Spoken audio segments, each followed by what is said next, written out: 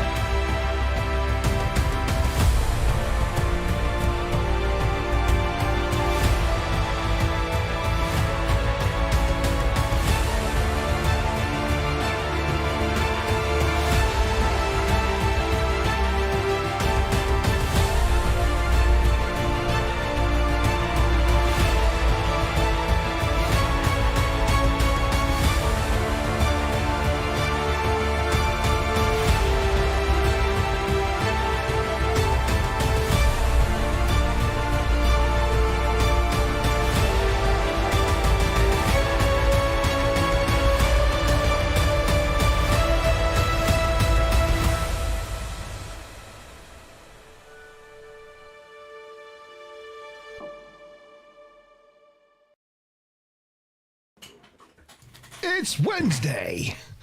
It's 8 o'clock. It's the TNG review show. Hey. Good evening, good evening, good evening, good evening, good evening, good evening, good evening. And welcome to the TNG review show with myself, Monteban, and my co-hosts, Mazma Bob, Tavick and Sterner, and Chief Sean. Good evening, everyone, and we are back. Hopefully, we are live. I think it's live and kicking. Yes, it is. It's us. It's back. It's Wednesday, and we are consigning another episode of Star Trek: The Next Generation to our vault. And as per normal, we will be having our quiz, our bingo, general chats along the way. But tonight it is a two-parter. So, Tavikins, I hope you put the kids to bed and you've got your coffee on standby. And oh yeah. This two-parter is gonna keep me awake because Mr. Data is doing his thing. So there's a lot of data shots in this. You will like it. I noticed that going through the notes, there were a lot of data shots. So a lot of D-pics for you to get excited about. And I'm sure everyone in live chat will be getting excited for the D-pics with you. And we have Ruth, Admiral Ruth, is in live chat. And we've got the lovely Wookiee. Sean, if you want to do your... There you go. Yep. Oh, and have you got the bingo link there in private? No. Could you put the bingo link for me, Tavi, in private chat so I can stick it into the main chat? Whilst you're doing that, we will hand over to Maz and Bob. And how's your week been, Maz? My week's been all right. I got my blood wine Cavalier, which is a rather nice French sweet one. So that's going to see me through. Although I didn't think about the fact that it's going to be an extra long episode. Perhaps I should have brought more than one bottle in. Oh, crumbs. That'd be fatal. I've got my plasma wine, my plasma blood wine this evening, and this was chosen by my daughter. Very cool bottle. It's a Pinot Grigio in a really fancy bottle. Oh, it looks like a water bottle or something, doesn't it? Or, you know, looks like those Voss water bottles in Norway. Or the most massive perfume bottle you'd ever seen in your life. I mean, if you were drinking that at your desk and work, people would just assume it's some sort of fancy water. Yeah, that's right. So I got Pinot Grigio. It feels like a keeper. I don't know what you're going to do with it, but it feels like a keeper. I don't know. It was cork, but this plastic top, it was cork underneath, but this is actually a screw lid, so you can reuse it. Yeah, you should put some food colouring in there and, you know, make a little rum in an ale bottle or something out of that. Yeah, well, vodka and blue dye. That's what they do on Big Bang Theory. Yeah, vodka and blue. I'll be definitely looking at that. Yes. Romulan ale. Yes. Tommykins Turner, how's your week been this week? Very good week. Crazy weather in Norway. It is so warm that I am boiling tonight. So I've got my Radler and water to keep me cooled down. Plus, this episode's a thirst trap. So, ooh. How is it boiling? I thought it was like -20 where you were. It was -20. Now it went up to +4, and then it dips back down to -20. So I think we might be getting some of the storms that are blowing off of Scotland coming this way. But it'll be down to horrendously stupid cold, and then it'll be warm, and stupid cold again, and then warm. So now we're in one of those swells of warm where we're getting slush and sleet on top of the snow. So we're gonna look like one of is it Jupiter's moons? That's an ice. It's covered in ice, but it's liquid underneath. Europa. Which one is that one? Yeah. Our backyard's looking like Europa now. There's an ice deck on top of the snow. Underneath it's fluffy and full of field mice, I'm sure. Yes. And Chief Sean, how are you this evening? I'm well, thanks. Yeah, keeping busy all week. Bit like Tabby, not to the same extremes, but yeah, the weather, it's picked up a bit. But whatever those last 2 weeks of cold, I don't know. The last few days, I just can't seem to get warm. It seems like my body temperature's just off. I don't know what it is. I'm not sick or anything. But yeah, anyway, keeping busy. Just starting to tap around the garden and do a few bits. It's kind of spring is starting to spring, and daffodils are coming out. You know yourself. You're getting spring already? Yeah, the daffodils are out. Yeah. Well, actually, because of global warming, you start to see them before Christmas now. Oh my goodness! We'll get some spring in mid to late April, and then it'll go into summer immediately. Well, you should by all rights not be seeing daffodils till late February, early March. But as I said, global warming, you actually see them start poking out in like December. It's just we may have screwed up the planet. A little bit. Maybe. Only a little bit. What are you drinking to the end of the world, Sean? I'm hosting a thing. We have a work thing in the morning, and I'm hosting it, so I'm on the cam and I'm speaking, so I'm on the water. Wow. I ain't getting on it. For once, I'm going to be good because, I just can't be hanging and dealing with people. Water on a two-parter evening. That's brave of you, well, Sean. it's soda water. I was tempted to go for the Guinness Zero, but I felt I'd get a thirst off it, and it would just lead me down a dark path, so I just didn't.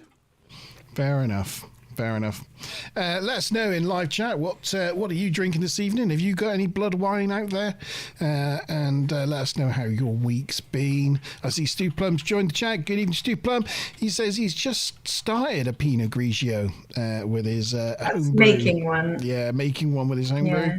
He's making himself a Pinot. So, I'll be enjoying Tonight that. he's on an American IPA. Standard issue. All right, well, as it's two-parter and we've said hello, our hellos, I'm going to go straight into it because we've got a lot to get through, plus 2 quizzes and all that jazz. So, Gambit, Part 1, Episode 4 of Season 7, production number 40277-256. 256. It first aired on the 11th of October 1993 and was the 155th episode of TNG to be both produced and released. The teleplay was by Naren Shankar, who we've talked about before. This was his 5th of 9 episodes. He wrote, he was the chap who was the scientific consultant for Series 6 and the story editor for pretty much the whole of Season 7. The story was originally by Christopher Hatton, and Naren Shankar. For Christopher Hatton, this was his first of 2 episodes, the second one being Thine Own Self, which is that one where Data gets irradiated and walks into the village, doesn't know who he is. This was directed by Peter Lauritsen. This is his second of 2, the first one being Inner Light. Of course, Peter is like Mr. Star Trek, really. I mean, this whole era between TNG and Enterprise is kind of like his thing. He's kind of like second to Rick Berman, really, in the sort of shaping this era of Star Trek to be what it is. So yeah. Unusual for him to take the director's helm, though, himself, but here he is. Anything else on that, Maz? I was just going to say, he was a producer 78 times, but only 5 director credits. Yeah.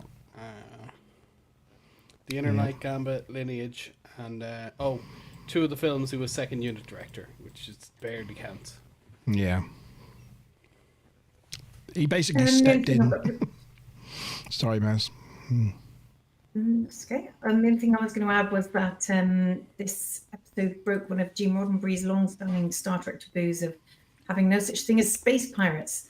And it was originally pitched back in the 6th season, and they dismissed it, but then they came back to it in Season 7. And apparently when they were discussing it, Rick Berman actually put a red bandana on the bust of Gene Roddenberry to sort of hide his eyes while they were distilting it, like blindfolded him. But yeah, so it was, they were kind of doing it a little bit knowing what they were doing, but, they did the Fistful of Datas, which went down quite well. So they thought, well, let's, break that taboo. This is also the penultimate 2-parter before All Good Things finale. Yes. But the thing is, with the area the size of the galaxy and the Federation, you're going to get space pirates, aren't you? You're going to get these people living on the fringes. Of course you will. Doing their own thing. It's inevitable. If there's something to be stolen, and I know they do revisit it in Enterprise, but it's inevitable. If there's something to be stolen, someone's going to steal it. It's the way of life. And there's so many, I think, what was the count? Over 7,000 non-UFP member species in the Alpha and Beta Quadrant. So definitely these people who have decided they don't want to be a part of that because maybe they don't have the same morality or ethics or the way they like to do business around the galaxy, or the quadrant, no matter. Well, the fact is that the reason you can't become a spacefaring civilization without being hugely cooperative. If everyone's at each other's throats in some sort of Wild West situation, civilization is never going to develop. So you'd have to expect to a certain extent that would kind of filter out. But in every society, we see it here on Earth. In every society, there's a small percentage of a criminal element that's going to take advantage of society's good nature. It's just the way it is. It doesn't matter how rich a country it is or how much they have. There's always a Pablo Escobar in the wings just waiting to come in. Tired Time Lord is here. Good evening, Tired Time Lord. I hope you're well. Right, on to the teaser. And I haven't got my pictures up, have I? You want to see some pictures? Oh, not that button. That's the wrong button. Have you got your spinny wheel ready to go as well? I got the spinny wheel ready. Slick operation, this, isn't it? Honestly. There we go. There's your picture. Oh, yes, I got the spinny wheel. Spinny wheel's all ready, primed. Okay. So here we are with a teaser. We are in a seedy bar on the wrong side of town. Troy is sitting at the bar trying to get some information out of our bar, well, I was going to say barman, but bar alien, I guess, about a missing man. The barman's busy using what he knows to try and come on to Troy, but she's not having any of it. By the sounds of their conversation, they're looking for a 2-foot man with a bald head. They're looking for Captain Picard. The 2 meters, not 2 foot. Sorry, I meant 2 meters. Yes, 2 meters. The bartender clams up, though, when he realizes she's a beta zoid. Riker and Worf are also working the bar, looking for Picard, and Worf points out a Uridian named Uranic, who might know something. Riker questions him before Worf can tell him the backstory. That is that Riker is looking for the man who defiled his sister. For 50 bars of Go Press Latinum, Uranic will spill the beans. The barman, though, interjects, as he won't have any bean spilling in his pub. But then Dr. Crusher interjects, holding a phaser to the head of the barman, telling the Uridian to continue his story. Riker's like, that's my sister. I wouldn't cross her if I was you. He talks in the promise of transport off this place on their ship. He tells them how the man they are looking for was thrown against the wall and Crusher finds residue of a weapon. Rannick says that's the good part. The man you are looking for was vaporized. Troy confirms he's telling the truth. And that is the end of your teaser. Question time. Lovely stuff. So, first question. The question that should never be answered. Doctor Who. No. Complete the sentence. Great story. I'll remember it next time. A. I am completing the Primtab ritual. B. I'm on the holodeck. C. I play Parisi squares. D. I'm in a knife fight.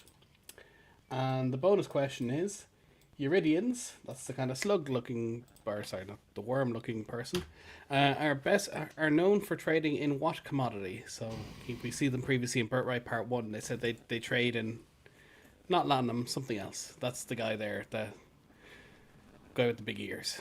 I think they kind of look like moles or something. They Yeah, kind of moles or mole rats or some sort of yeah, some creature. sort of like mole rat type thing. Time Lord points out that this bartender's hair is sort of Klingon level of glorious. Yeah, he's very Klingon-esque in the way he kind of dresses and things. Not quite, but they're definitely leaning in that direction. Mars is about to tell us we've seen that actor before. Am I? Yeah. Probably have. I don't actually have anything about him in my notes, though, other than his name. I don't know whether that's a question at all at any point. Nope. Okay, so his name is Uranak, which is actually canary backwards because he's singing like a bird. Oh, the Uridian. Yeah, Uranic, yeah. Yeah. Is that who you meant that we've seen before? No, we've seen both of them before, actually. Oh, actors-wise. The barman. Yeah. Yeah, the barman is Stephen Lee. So he played a character called Chorgan in a season 3 episode Vengeance Factor. Yeah. And also the large vest thing that he's wearing is also used by Lieutenant Ayala in Voyager. That's where I know it from. Yes. Yeah, in episodes Caretaker and Repression. Yeah. but I don't know about that other guy. Let me see. I'll tell you. I looked him up. Called He's Alan in Altschuld. He's in Starship Oh, yeah, Mine. yeah. He plays an alien. You know the guys that are trying to steal stuff from the Enterprise when the barium sweep comes through. He's like the lanky, guy, guy with the long neck. There are a lot of called Pommet. There Pommet, are quite a that's few crossovers with that episode actually in this episode. The only other thing that I wanted to mention was obviously they say that Picard is 2 meters tall. 2 meters, apparently. Which, I guess you could round up, but he's only like 1 meter 70 odd, which is like They really rounded up. So, Yeah, it's a 2 bit meters is implying that he's 2 meters. exceptionally tall. 2 meters is 6'8". It's he's 5'11". It's there's a big difference there. And that's it. Sorry, I didn't answer the question. I'm just. I had no idea about either one. Looks like I got my guess wrong. Ooh, I'm also only on top chat. Show all messages.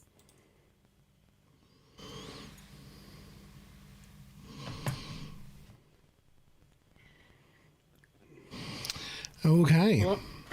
Well, Tavi may have poisoned herself here because she's in a straight shot showdown or straight shootout with Wookiee by the looks of it, because I think she's the only one who got it there. Information. No. Monty ran through that as well. Dead Monty. Oh, Monty did put it in. Oh, Right, I spelled it wrong. I Information. agree. At the end. Information. And Ruth has it as well. Oh, does she? Yeah. Sorry, I didn't see that. Time Lord went with deuterium. Me and Stuplum didn't know, but Monty, Bound, Ruth, and Tavi have all put information. Deuterium, that's a good guess. They deal with information for a price. Is basically their racist thing. They go around being little snitches. So the first one is I remember that the next time I'm in a knife fight, and as I said, they trade in information. Those are your answers. Do you think that seam going up his head is stitches? Because snitches get. Oh my god! Very good. Very stitches. good. Right. See?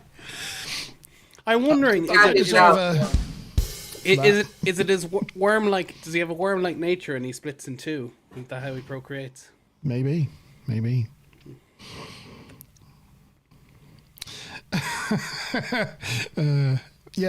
Time Lord went there. Yeah, she does look a bit like that. Yeah. Can't disagree with that one.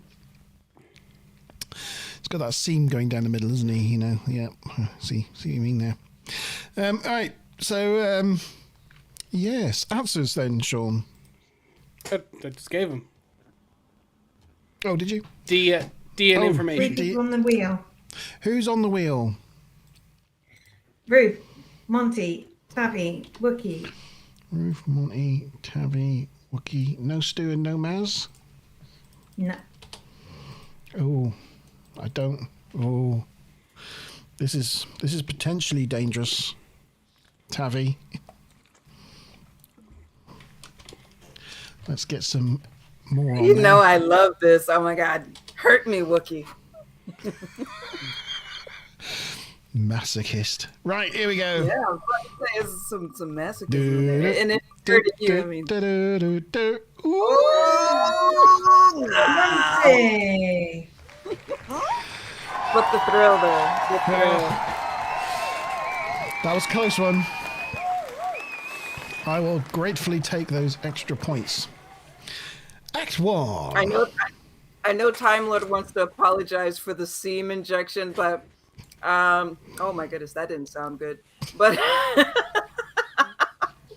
I have a story. When I was a much more naive young lady and having a romantic moment with a former partner, I remember not being so familiar with the male anatomy that I was concerned with the seam. And I was like, oh my God, are you okay? And he's like, no, I've been in an accident. And I'm like, oh my God, are you okay? And he's like, no, all dudes are built like this. And I was like, oh, really? I was so naive and so green. So yes, a newer bride and her. I'll let you know another little secret. Your foot will my. fit exactly between your wrist and your elbow. And your ears are in line with your nipples. Wow. I don't think they're in line with my nipples. Because my nipples are right here and my head's here. So I don't know if that goes I've for the spread ladies. out over the years. Yeah, well, if neighbors become strangers, then maybe not. Yeah, well, you know, starting out they started out that way, just not anymore. Okay, right. Where? Yes. Act 1. We get an acting captain's log from acting Captain Riker, who confirms that the doctor found Picard's DNA, confirming that he is indeed dead. Sad times. Troy visits and wants to make plans for a memorial, etc. But Riker doesn't want to hear it. He refuses to give a eulogy. He doesn't want to heal. He has a severe aversion to being left in charge of the ship and is unwilling to accept it. It's like, here you go, be in charge. He's like, no, God damn it. She tells him that he is selfish. He's being basically a selfish little brat, as everyone on the ship's in pain, and he has a responsibility to the crew. Initially, he angrily tells her that's enough, but then he apologizes and tells her it's not about revenge, it's about holding someone to account. It's a little one. One. Yeah, very good. He is the Riker, and he can count. On the bridge, Worf receives a transmission from Admiral Chakotay, which he takes in his ready room. Does anybody else think this Admiral wasn't at all, didn't look at all like I expected him to look? And you also went from that last photo a bit too quickly. That was sorry. the first deep photo. Oh, I meant to say. Long arms. I meant to say in this photo as well, you know, he's gripping the side of the chair and covering his manhood with his other hand. Like, that's classic first officer pose, isn't it? In that chair. It's like that's the standard Riker kind of sitting technique. So is this? I think in the episode, doesn't Data do a bunch of things he's observed people doing priorly in that position? Because I think later on he even does like his captain move. He does. I couldn't remember if that was just something he decided to make up, or if he saw that from somewhere else. It would be annoying being in the first officer chair, having no armrests. Look at that thing. Your hands just kind of slump. I think that's why Riker grabs hold of the middle of the chair, just for somewhere to put his arms. Yeah, probably. But yeah, I noticed Data doing the same thing, so I think he's just observed Riker doing it and decided, yeah, that's the look for me. That's what first officers do. That's what first officers do. It's good enough for Riker. It's good enough for me. Yes. Yeah, bootleg Chakotay. No relation. Yeah, bootleg Chakotay. No facial tattoos. Very much a white dude. Yeah. Very much a white dude. So I don't know where he got his name from, but then it's been hundreds of years, so I don't know. Looks Germanic in origin. I don't know if they reused the name or whatever, but a lot of the stuff we got from Chakotay, they hired this guy, and he called himself Running, Floating Feather or whatever they called him, and they used him as a consultant for all the Native American stuff, and it turned out it was just a white guy using fake tan, and he was hired for all these shows, and as this consultant on the whole thing, but it was all a scam, and all that Akuchimoya stuff was supposed to be somewhat authentic, but he just plain made it up and nobody checked. Wow. It's like that guy in Tropic Thunder, the like Vietnam vet that they get in, who's like got one leg or one arm or something. It's Nick Nolte, isn't it? Nick Nolte. And he's like all this, and it turns out that he's just like a bum or something. He doesn't know anything. Yeah. Exactly. Anyway, Chakotay, here we are. The Admiral offers his condolences, and Riker requests to conduct an investigation. Though they do not have the authority in this area, Riker suspects that the people that do are corrupt. And he's probably right. The Admiral agrees to put the Enterprise on detached duty and wishes him good luck. It's nice if you can get the flagship of the Enterprise and just go, right, do as you please. Woo! It's party time. Riker's right off to Racer with the Enterprise. Putting the top down, you know, arm out the side. Anyway. This is one of those you would just look at for a few moments before you even say anything. Just like, That's what Riker's face is saying right there, isn't it? Yeah. It's like, Jesus. What the hell is that? Riker interrogates Uranic, who is unimpressed with his room. Uranic wants a shuttlecraft. Before he gives up any further information, Riker comes back with prison time for an outstanding arrest warrant that he has with the Klingon Empire. Uranic caves in for exchange, serving time with the Federation rather than being handed over to the Klingons. He tells Riker that the mercenaries could be found in the Barada system. Riker signals to Data to head there, Warp 6. And that is the end of Act 1, and it's question time. Okay, so which authorities have jurisdiction in the Picard case according to Admiral Chakotay? A. A&R, B. Benzite, C. Gorn, or D. Deskin? And the bonus question is, Riker threatened Reenac with being turned over to whom? Who does he say he's going to turn them over to? What group or organization or species? I just saw Tired Time Lord mentioned that he uploaded himself reading a poem. In the Is it snow. one about the lady from Venus? Yeah. Is that on your Is that on your normal channel? Let us know. Yeah, have to check that. Tired. Oh yeah, there it is. You found it. I found it. Can I put it into on screen? Do you mind? I just want to show everybody. First. Let me know. Am I right to put that on stream, or are you? I think that's a yes. Oh, is it? I think he said, yep, main page. Ooh. He might be just directing you towards it rather than... Oh, he said, hell yeah. I want to see the wizard. I'm just going to have to stop sharing it and share it in a different way so my co-hosts can hear it. Yeah. There you go.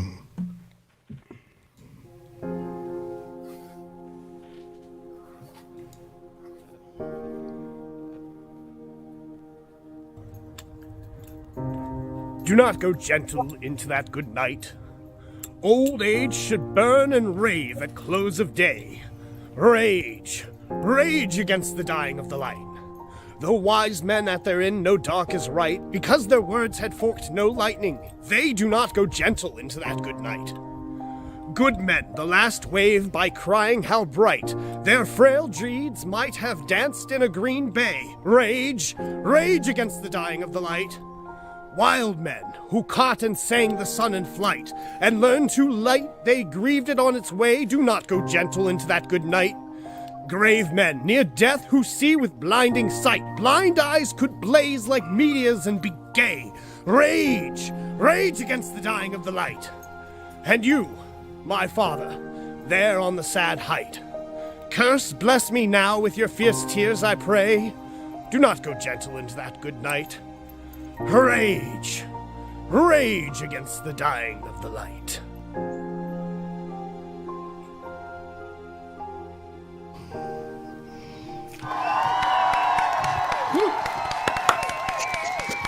Good job, sir. Good job. He sounded Very good. English. I thought it was American. Rage. Okay, Tired Time Lord is way younger than I thought he was. Yeah, me too. Oh, he said that's acting. That's a very good English accent. Very good. Oh, I thought we were going to see Brilliant stuff. Gandalf pop up on that screen. Then. No, it's great. Very cool. Love that. Thank you very much. That was a little, yeah. Happy birthday! Happy birthday for yesterday. Oh, happy birthday. Yeah. It was my daughter's birthday yesterday as well. Yes. Yeah. Yeah, you share your birthday with my daughter. So there you go. Yeah. Well, anyway, congratulations, Time Lord. That was brilliant. Sorry, Maz, carry on. Yes, so it's a general observation, but a lot of these acting roles, would they just carry on with their normal pips and everything then? They wouldn't get a temporary pip? I think it depends on how long they're acting. Like, if it's just during that day, like, or, you know, I think they just stick with it. But if it's like the person's going to be gone for like a while, they'll change uniforms and whatnot. But I don't think they do just for a short period of time. Well, we saw with Jellicoe, they changed data over almost immediately. And in Best of Both Worlds, we also see Riker puts on the captain's pips pretty much straight away. You know, just like 20 minutes later, it's like, new pip, there you go. Yeah, for this, it's the pips. It's obviously Data's uniform. You know, they don't change any of it. They just have all these acting roles. Yeah, they're just acting captain and acting first officer, so you don't have to. I mean, you can keep them like that for a while. When it's like on the fly in a mission, they don't bother. But yeah. The only other thing was that Chakotay was also in an episode of Deep Space Nine called The Circle, which aired only 6 days before this one. So obviously they have the same sort of bit part actor across 2 episodes, probably, and then in the studio at the same time. Well, he was only I didn't realize in The Circle, but he's only appears to be on the observation lounge. They didn't even change the chair. They just shot him against the back wall on a plane back wall. And you know, and he only had 3 or 4 lines, so he didn't have to be on the set for that long. He could have very well done the scenes in the same day. Cool. That was it from me. Did I answer Has the everybody question? answered the questions? Let me see. Did I answer? I don't even think. No, I don't think I did. Tavi, Time Lord, Stuplum. Sorry, I got so I don't busy. believe you did. What was the questions again? Which authorities have jurisdiction over this case? Of the Picard case, yeah. Right. Yeah. I think it was that. And Well, you can process of eliminate that one because I saw once. No, where's the other question? who was Riker turning Reenac over to? Who was he Okay. going to send him, basically? The brief answer. Okay. 36 tired. You must be the youngest on the stream then of our regulars, certainly. Yes, he's joining us, old fogies. Okay. Right, I I've don't see answered Ruth now. up there unless I'm missing it. You derailed the show with poetry. That was how powerful the poetry was. Ruth says, "Give me a moment." No, Ruth's catching up. The poetry's all thrown us. Brilliant. Yeah. No, the snowetry, he calls it. The snowetry, yes. So wherever he is, it looks just similar to what it looks like outside your house, Tavi. Mm-hmm. Yeah. She was also distracted by Time Lord's lovely voice. Yeah, it was. It was really good. Yep. So that's the answers then, Sean. We've got a full set. What is the answer? Okay. So it was D. Desican, and it was the Klingons. Brills. Everybody got it right. Everybody dance now. So I can have Ruth. Oh no, not Ruth. Stu and Maz back in, and I need to get rid of that lot. If you don't know who... And recopy. You got rid of Wookiee. Oh my god, I got rid of Wookiee. Let's leave it like that. No? And Time Lord needs to go on there. Oh, and Time Lord. Oh gosh. Right. Oh. And just to fill you in the answers in the first one, an Aenar is like a albino Andorian. A Benzide is the guy that had like the fish guy with the smoky harmonica thing in his chest. And a That gorn is Worf obviously said was a gorgeous, a handsome individual or something. handsome Yeah. species. Yeah. And yeah, of course, a gorn is the lizard people. Yes. Okay, I'm spinning the wheel. Do dip dip dip do do dip do do.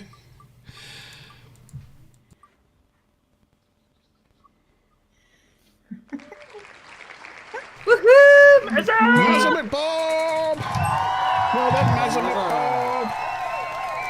Well, I'm still in last place because I missed the first question, but that's caught me up slightly. But Monty Brown's still in the lead. Oh, am I? I say, knowing full well. Oh, is it me? Is it me? Me? Okay, Act 2 then. Here we go.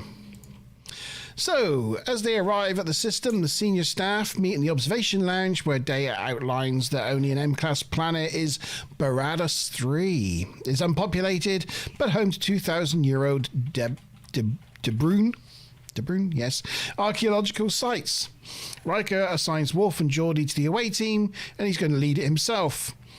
And Data's going to look after the ship. As they disperse, Data questions that decision as the captain's place is on the bridge. He pointed out that if Picard wanted to do it, Riker would be having the same conversation, saying that's not thing. But Riker's like, yes, but no, I'm going. And that's that. So he leaves. This is Data's unimpressed face of being snubbed at his Feel first like suggestion. you just started, and you got me going. Yeah, he decided to break the rules. Break the rules. Yeah. One rule for them, one rule for me. So on the planet, they find a lot of distortion and holes in the ground that look new. They find a broken pot. Whilst examining the pot, a security red shirt gets blatted with firearms and a firefight ensues. Romulan grabs the pot, and on the bridge, Data tries to beam the away team back, but there's too much interference and they cannot get a lock. Riker goes to outflank the people that are firing at them, but the rock that he hides behind explodes and throws him to the He ground. rips his uniform open. Yeah, well, Yeah. the person that is, whoever that is, rips their uniform open, whomever that might be. But it's not Riker. Yeah, it's obviously it's far too broad-shouldered and stocky to be Riker, and the hair is slicked back all wrong. But yeah, it's a stunt double. And obviously it's a stunt uniform, which they are they're fairly bed up, and they don't, they're the worst ones, the ones that have been broken up the most. Obviously, they're Yeah, not gonna the use good seam ones for was rolling definitely around. broken. Time to put that back in the replicator to reclaim it. Yep. Get a new one. The bad guys find Riker, and they all beam up to their ship, and that is the end of Act 2. Question time. Well, these acts are moving along. I feel like we just finished. Well, it's because we've got a lot to get through, Tabby. But also, there are some short acts, and once again, Act 4 is really long in this episode. Yes, Yeah, it is. it happens. It is indeed. So the first question: which transporter or transported room, as I wrote it, does Data call down to? A1, B2, C3, D4, and rifle. What type of rifle is it? So in other words, who would you commonly see with that type of rifle? Maybe there's a better shot. You can bring it up for people. Rifle? If you go back, what the rifles they're using? Okay, you can kind of see it in the transporter shot, but okay, I guess you don't have it. You can kind of see it in the transporter shot, but No, it's I don't have a picture of it. yeah. Well, you can see them. Yeah. Yeah. Okay. Oh, that there. You might just need to get. Yeah. Right. I have no idea. I'm just literally guessing. I had no idea as well, so I just went with my classic C, and I'm like, Disruptor was the last thing I've heard. So I hope it was this episode. Yeah. I was trying to cook and keep tiny humans from tearing the house apart while I was watching this episode. But everybody seems to be guessing the same. Either we're all right or we're all wrong. Well, it's a good game strategy to, if you don't know, copy everyone else, because either you'll all get points and cancel each other out, but if you just guess something else, then you're. Ooh, Steve Plum's broken the mold. So I've only got 2 bits of triv. So this episode contains the longest phaser fight on the screen with over 70 shots. All the explosions were done in post-production due to a fire season ban on live explosions on location at Griffith Park, Cedar Grove. Likewise, all damage stains on rocks were done digitally. Yeah, I noticed that because there's a rock that explodes in front of Geordie into like a puff of like rock pieces and dust. But then in the next shot, it's there again. It's like, oh, yeah. Something exploded, but nothing exploded at the same time. It's impressive. The only other one is the con officer, Ensign Giusti, played by Sabrina LeBoeuf, who is best known for her role as Sandra Huxtable in The Cosby Show. I think she was in like, I don't know, 180 episodes or something. Her character name was named after a friend of Naren Shankar's. And Peter Lortson recalled that she was a fan of the show and a professional, but when she first sat down at the controls, it kind of unnerved her a bit. But she sort of picked it up and did fine. I actually thought she was a little bit wooden in this first scene, but yeah, I think nerves had gotten to her, but she does sort of relax a bit. Doing off her script. It's probably a budget thing that they couldn't have more than one person speaking, but yeah, she seemed to be running both ops and con from the ops console and sensors and everything else, like every single function. You know, they had a science officer at the science station, they had a tactical officer at the tactical station, but she just seemed to be doing the whole lot. They've got her, they're paying her. Let's use her. They're paying her to talk. They don't want to pay anyone else to talk. Yes, so. That's right. Yeah. I'm just enjoying this scene because it was so lovely to see Commander Data in the captain's chair telling folks what to do, like automated android commands. Do this, do that, turn on that sensor and this sensor, do that and this. I love it. He does go into proper like captain mode, doesn't he? He's got like first officer mode, and then he's got captain mode when he becomes acting captain. He like switches to data captain mode. Tired says, I feel like you can route any control to any panel. You can, but that doesn't change the fact there's a whole bridge full of officers at all the stations. So why would you be doing everything? Yes. And it annoys me in Picard when he flies the ship through the Borg cube. Sorry, spoilers. He does it from the ops station and not the con. Technically, there's nothing stopping you doing that, but I just would have preferred he was sitting in the other seat. Yes. Okay. So, questions. Everybody said C, except for 1B. And everybody said disruptor, except Monty Bowney said the really powerful gun that's from the most toys, which is actually a Varanti disruptor. Well, I was looking for the Romulan rifle. I did say rifle, but they are disruptors. So you all said disruptors pretty much. I didn't. But it was Transporter Room 2. So transport. So only Stu Plum will get the points for the question. Wow, Stu Plum got it right. Everyone bar Monty on the wheel, I think, because you were referring to the handheld. Really you were referring to the like pistol. Romulan rifle. I don't think any of us did so. Disruptor is correct because it is a Romulan disruptor, so I'll accept that. But he's referring to the pistol, not the rifle. And I asked about the rifle, so I feel like I can't give. It's only because I couldn't remember what it was called and I wanted to know, so I thought I'll just put that as the answer. Varanti. That's the one. Talk about it more a bit later. So I need to remove myself. It could be a Wook. You never know. You never know. I'm spinning the wheel. Do dip dip dip dip dip dip. Oh, Wookie. Oh, Maz. Maz and my Bob again. Thanks. Now I feel bad. Oh, it has caught me up though. It's caught me up with Tabby and Time Lord, so that's good. Oh, and Ruth. Monty Bann's still 10 points ahead, and Stu Plum has shot into the lead with 120 points after being the first to get that last one right. Right, Act 3. So they pick up a vessel leaving orbit that they hadn't noticed before, and it has a pop at the Enterprise. the little bastard. And Data orders to give chase. As the chase goes, as they go into long-range sensors, they lose its signal and lose the ship. Data orders a bunch of things to get the ship back, like patching in lateral sensor arrays, etc., but to no avail. So they return to the planet to pick up the away team. Hold on. Good Lord, that man is fine. You're on the board, Time Lord. Yeah, look. He is looking delicious. Oh, well, I'll tell you what, I'll quickly show you now because you might be gone later. Where are you? Yeah, you're on our board. You're on our board, look. Here we go, season 7. There you are. You're in 1, 2, 3, 4, 5. You're in 6th place with 10 points.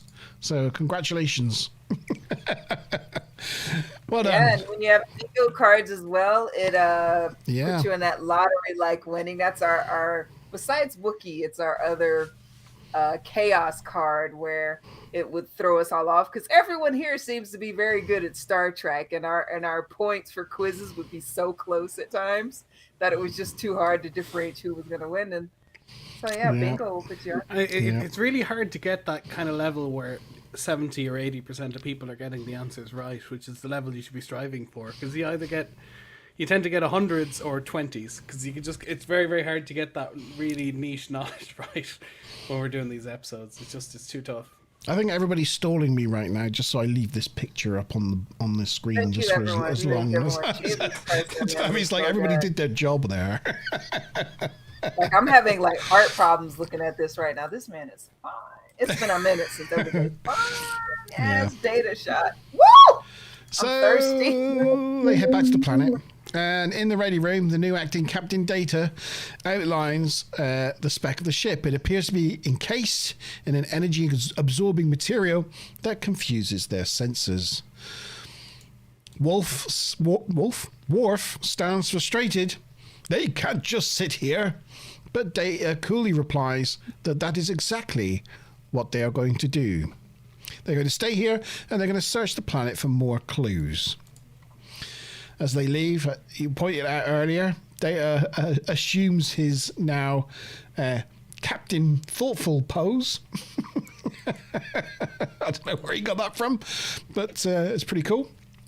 Meanwhile, on the mercenary ship, the captain is berating an engineer because there's issues with his warp engines when Riker is brought to the bridge. Riker refuses to say anything except his name and his Starfleet number. The captain tells him his name is Arctus Baran. He doesn't have a number, but when Riker refuses to say anything more about why they were at the archaeology site, Baran uses a neural server pain device to administer some punishment. Riker's like, at this point, you didn't even ask how many lights. God damn it. They're 5, all right? There are 5. No more. Anyway, the rest of the crew think they should get rid of Riker, including one Jean-Luc Picard, who thinks he should kill him now. And that is the end of Act 3. Question time. So, Tavi, I don't know if you're following the chat there, but apparently Tired was chatting up your boyfriend in person. So the first question. What system did the Enterprise go to investigate? A is Azati, B, Brungloid, C, Casperia, D, Delta Vega.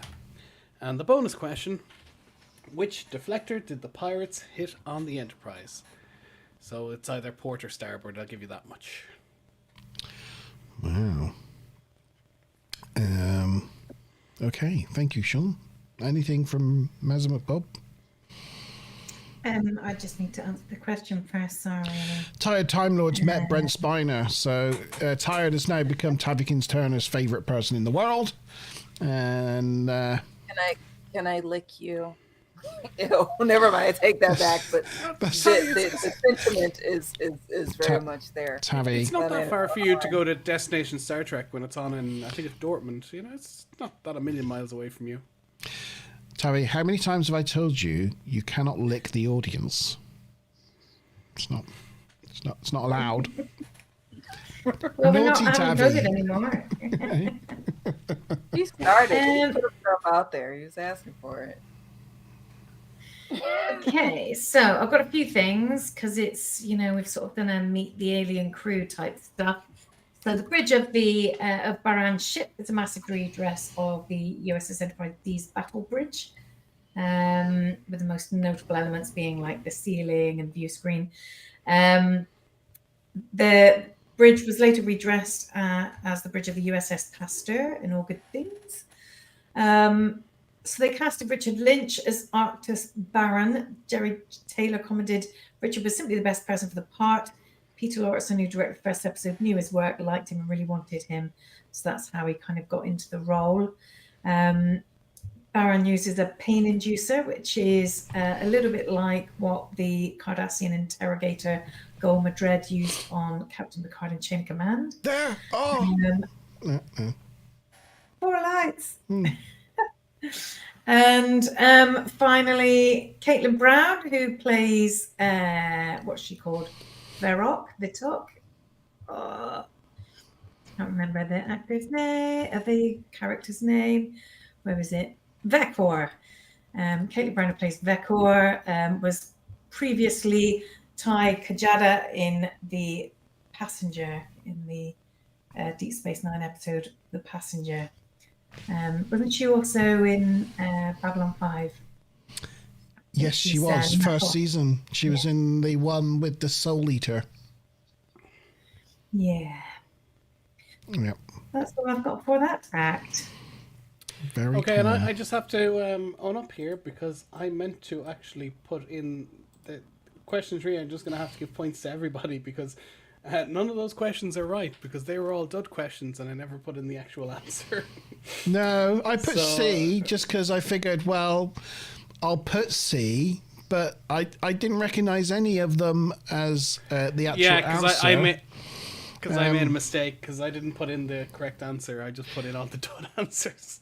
So none of them are correct. So everyone gets points. Sorry about that. But let's say C. What about correct. the bonus?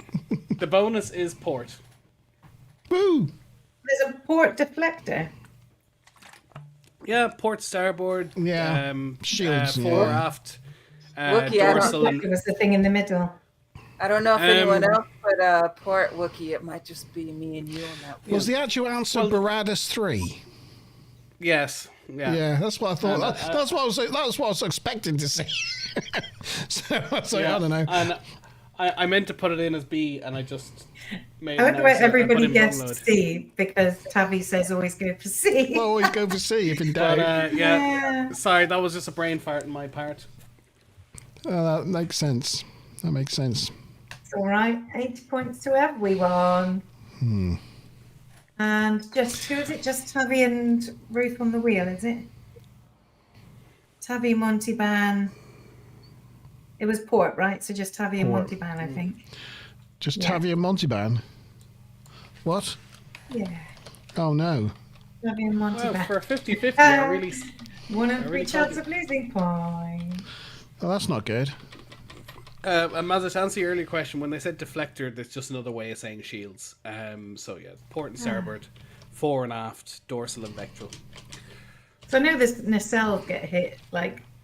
Yeah. Well, at the beginning of the next episode. they said the deflector because it didn't go through the shields, but the deflector and shields can be interchangeable. Oh dear.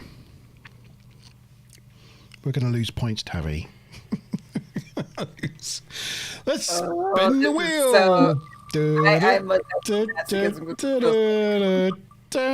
Hurt me, Wookiee. Oh! Yeah.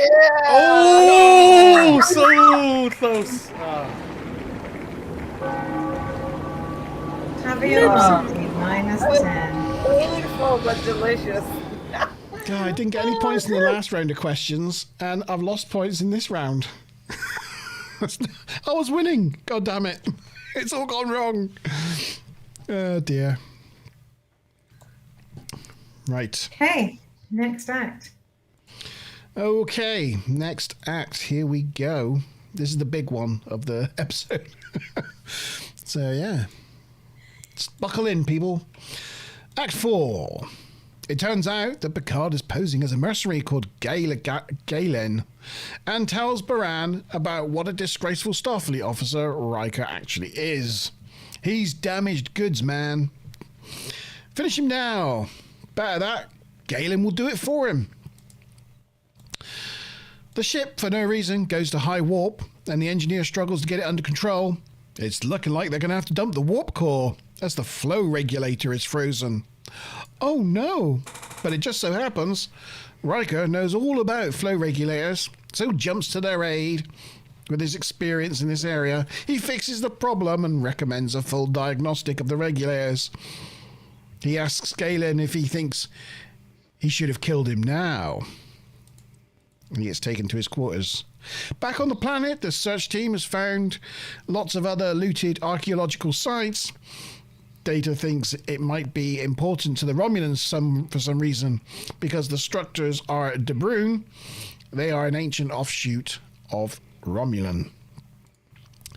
Back on the ship, they analyse similar sites throughout the sector and decide that Calder 2 is the most likely place the mercenaries will head off to next. So Data orders Worf to signal ahead to Starfleet to say that they might have company. Picard visits Riker in his quarters to explain that their weapons double as transporters. So that's what happened to him in the bar. When everybody else thought he'd been vaporized, he'd actually just been beamed up. Picard got wrapped up in this when the site he was studying, archaeology, got raided, and he wanted to find out why. He has been helping to appraise the artifacts that these mercenaries steal. They are looking for a specific artifact. Baran is the key, and he wants Riker to get close to him. He set the seed that Riker is a rogue officer, and now Riker has to lean into that role. Baran enters, so Picard sucker slaps Riker and claims to be torturing him. Baran is unhappy that Galen would take this upon himself and uses the pain device on Picard. Picard leaves the room, kicking Riker on his way out. And that is the end of Act 4. I kept it as succinct as I possibly could. Lovely. So, first question. How many subsystems did they say the error could be in? A, 20, B, 30, C, 40, or D, 47? And the bonus question. The artifacts on the planet are originally from what species according to Data? So what species created them, or what culture do they come from, should we say?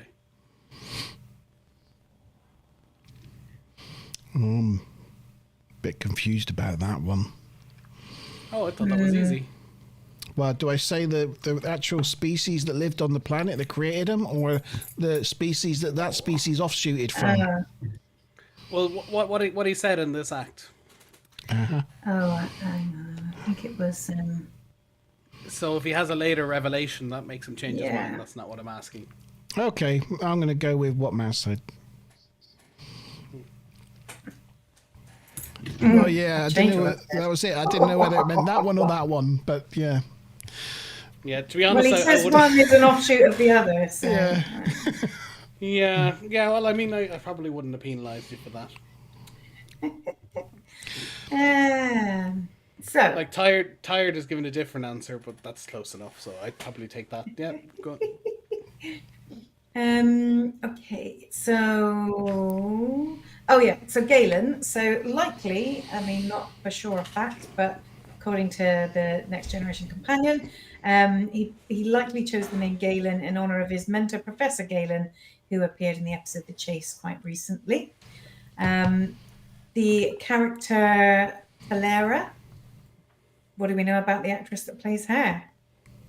The Romulan on board. Don't know. I didn't look her up. Nobody know? It's Robin Curtis. Oh. Who plays Savik. In Star Trek one of the 3 Saviks. and The Voyage Home. So apparently when news broke of her being cast, a lot of fans thought that she would be reprising her role as Savick. Because obviously Vulcans are sort of long-lived. But no, she's obviously playing a different role, Lara. What else? No, sorry, it was her. It was her that was in that Babylon 5 episode. Soul Eater. But the other one, Caitlin Thingy, she's Natoth, right? In Babylon 5? Yeah, sorry, she's in lots of episodes. Yeah, I got my actors mixed I'm up. with you. Yeah. I am with you. No. Robin Curtis, she's in one episode of Babylon 5. Yes, she's. So Data tells Riker that, as you are now acting captain, you're not allowed to go on any away team missions, or you shouldn't. And then he promptly goes on the first away mission after he himself becomes acting captain. So, I don't know whether he's just learning off other people or whatever, but sort of like going against his own advice. The alien race of De Bruyne is mentioned as an ancient offshoot of the Romulans. And the Romulans themselves are an ancient offshoot of the Vulcans. And that's about it for this act. Who reckons this is the same stunt double that threw himself at the rock a minute ago when he gets slapped? Yeah, probably. Just look at his hair. It looks like the same slicked back hair, doesn't it?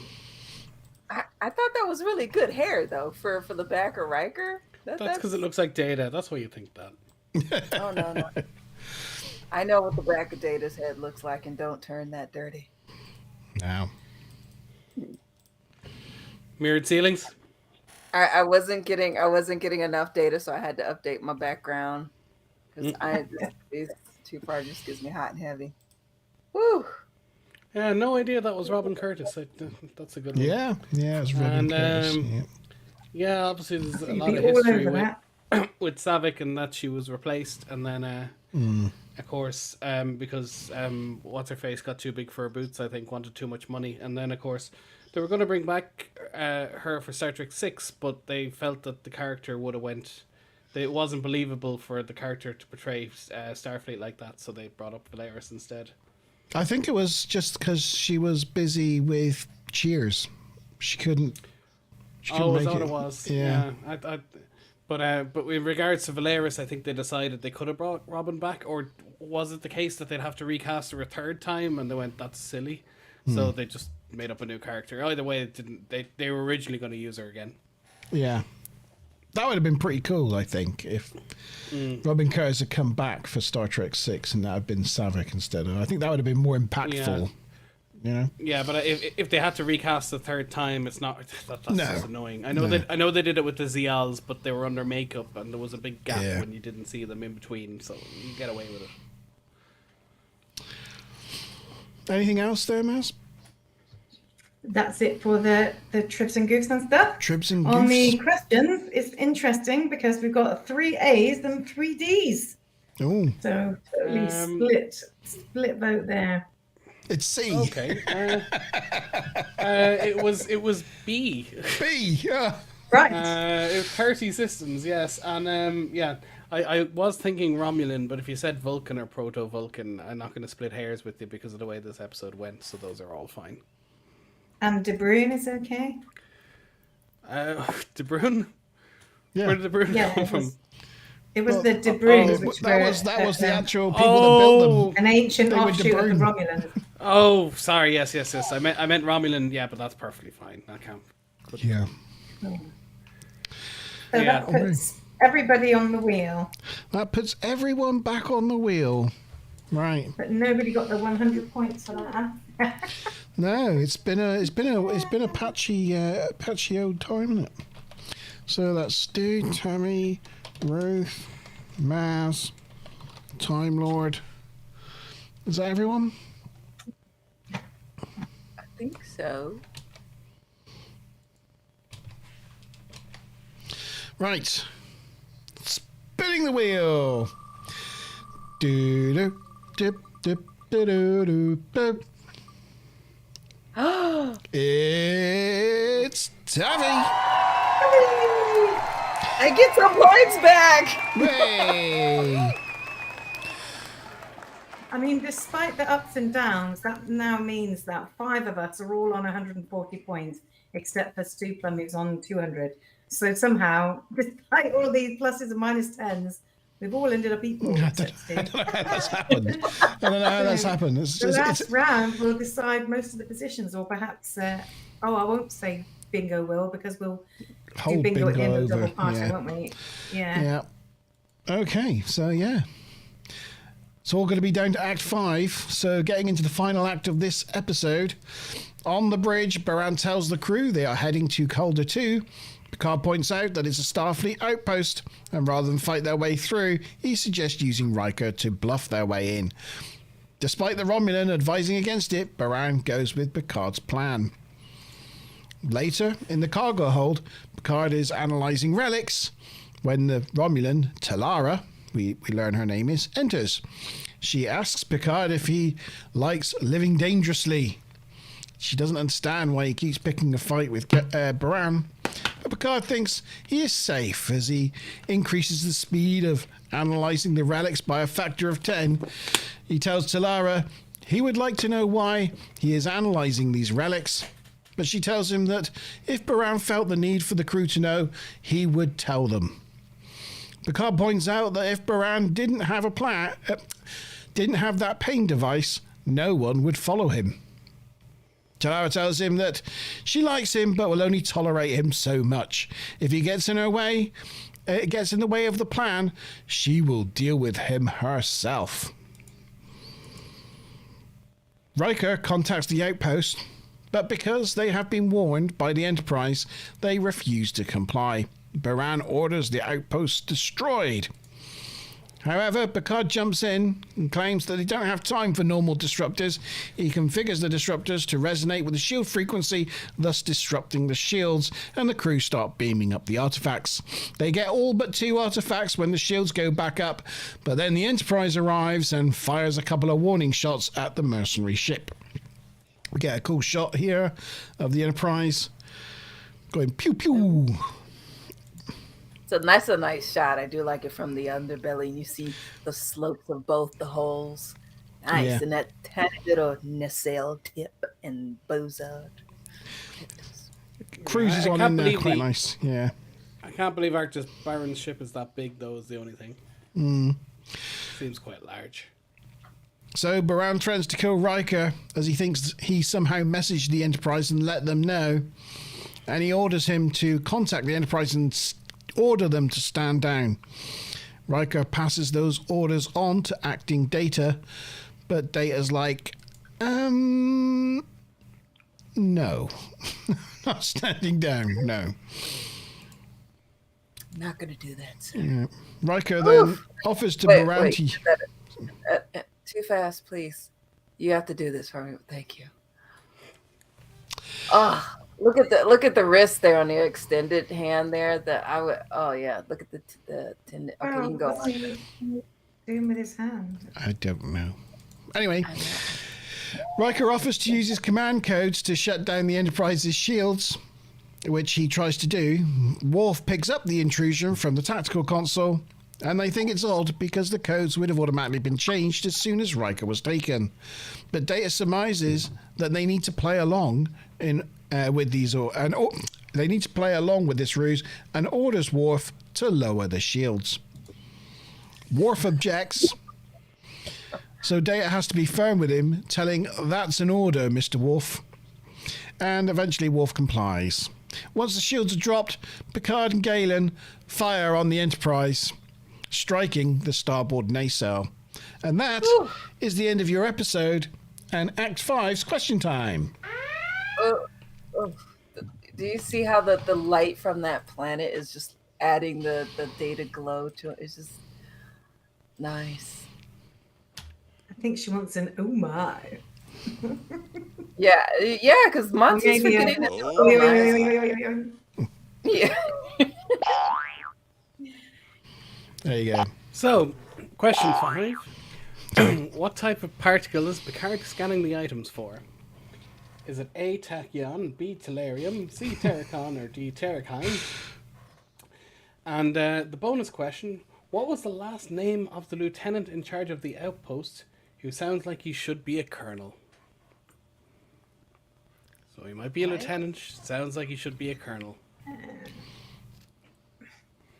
When you get it, you'll kick yourself. That's all I'll say on that one. Rookie says you can keep your so-called facts, Sean. I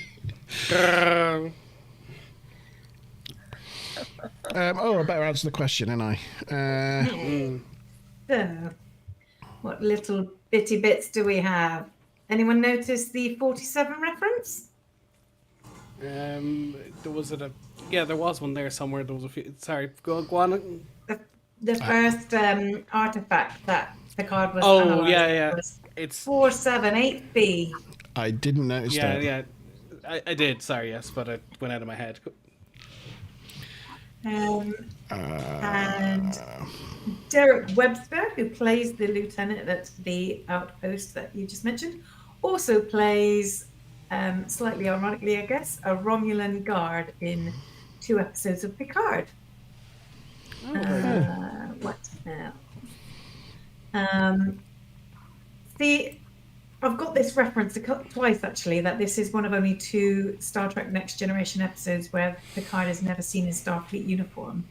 But I don't know if the second episode is part 2, because obviously that's the case for part 2, or whether they're saying collectively this and maybe one other, because it doesn't actually say which Captain's Holiday. Maybe. I think it starts with him in it starts with him in the uniform. Yeah, though. and then he goes off to Riser, doesn't he? I don't know, but I think they open the shot and he's sitting in his speedos on a lounger. I don't remember him being on the ship at all. So maybe that's the maybe that is the other one then. But the other one is that along with Unification 2, A Descent Part 2, this is one of only 3 episodes in which Picard is never seen aboard the Enterprise. Obviously he does in part 2 of this. Oh, he in is part 2. Yeah, but not in part 1. And when Baran's ship fires on the Enterprise at the end of the episode, it's kind of weird. Like they've done like this thing where the picture shakes, like as if the person holding the camera gets hit by the phaser fire somehow. I don't really know. I mean, they obviously do the shaky thing inside but to have that shaky thing from the outside with the ship getting hit was a slightly odd choice. And that's it, I think, for the trivs and goofs for me for this episode. Okay, yeah, sorry. In Captain's Holiday, he isn't the last scene in uniform, so that's not it. Ah, right. So, yeah. No, it wasn't Inner Light either. Okay, don't know. No. No. Not sure. Maybe it's just part 2. Yeah. No, it's bugging me. It'll come to me. Go on. Sorry, I should give you the answer. Go on. Yeah. First one was C, Terracon. C. I guessed. I said A. No idea. And and the bonus was, of course, Lieutenant Sanders, not Colonel Sanders. Not Colonel. No. Yeah.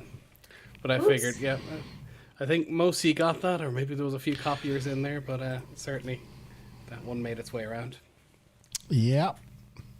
So that's Mazza, Tired, Tavi, Roof, Stoop. Oh, it's everyone. I can spin the wheel. Sanders. Okay, cool. Doop, doop, doop, doop, doop, doop, doop, doop, doop. We might. It's Time Lord. Time Lord got their bonus points. Well done, Time Lord. And that was the last bonus points of the episode. So now I'm going to find my paddle because Time Lord's second point. we've got to score, because we do this by episode. What would you score Gambit Part 1 out of 10? From 0 to 10, give this episode a score, and we will put it on our sheet and see where it ranks at the end of the season. You guys want to, Maz, and you've got the scores for the quiz. I have got the scores for the quiz. Stuplum won with 10 points. He had 320 TNG review points. And next is Time Lord, who just pipped several other people by getting that 10 points in at the end. Wow. So Time Lord has 9 on the board. 9, second place for Time Lord, right? Next, we have 3 people in 3rd position. So this is 7 points each for Tavi, Ruth, and Mazza. 7 points each. So Ruth 7 was it? 32. 7. Yeah. Maz 7, 7. 31. Yeah. And 31. Yeah. And then Monty Ban, unfortunately, because you got that last question wrong, you came in last place with 5 points. Is that how many points? 5. So 32. 5. 32. Oh, Drawing with Ruth now. Drawing at the top there. So Duplum in bronze position. no changing of places, but it's only 3 points covers the top 5. So yeah, and Tired Time Lord's catching us up. Right. See you next week, Tired. Yeah, sorry, Tired. We have another episode to do, so you may lose out. Yeah. Oh well. We've got to get on with the second episode now. Right, okay, so think about what you're giving it out of 10. You guys, get your paddles ready. I'm just giving it a score right now. Hang on. Oh. There, Sean, didn't you reference the original series when you guys were talking about the Romulans, or was that only the Trek movie?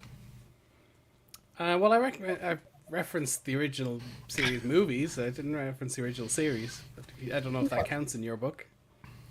No, it doesn't, because I have a category for Trek movie, and okay.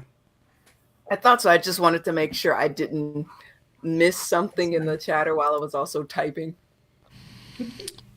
and drooling over data. Are you ready? 3, 2, 1. 8, 9, 7, 9. Well, that's pretty high yeah. scores. 8, Yeah. 9. 9. Who said 7? Sean, was it?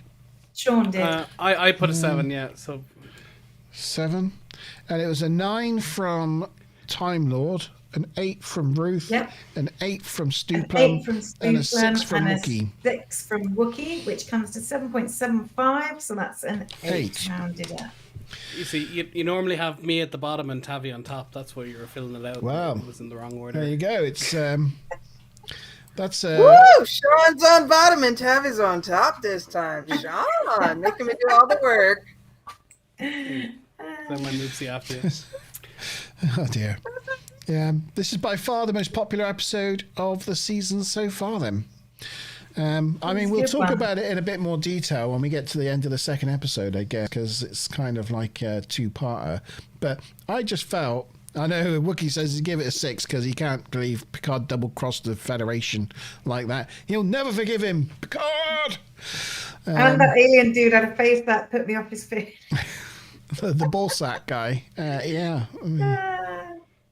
Funny. Yeah.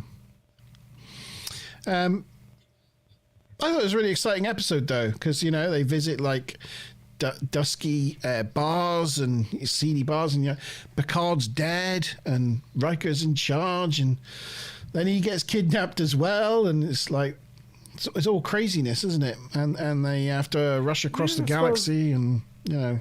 The redress they did on the bridge set is excellent, and I suppose, yeah, there is a lot of action, and there's a lot of it's not very formulaic to other shows. I probably did underscore it with 7. I probably should have went up, but yeah, there's some phaser fights, ship battles. You know, and it's got everything. I think the biggest phaser fight ever. And obviously, I'm dulled off it now because I know the twist. But if I didn't know the twist, I probably would have given it a much better score as well. So I suppose that an 8 to a 9 was probably fair. But hey, I've scored it now. It's done. Fine.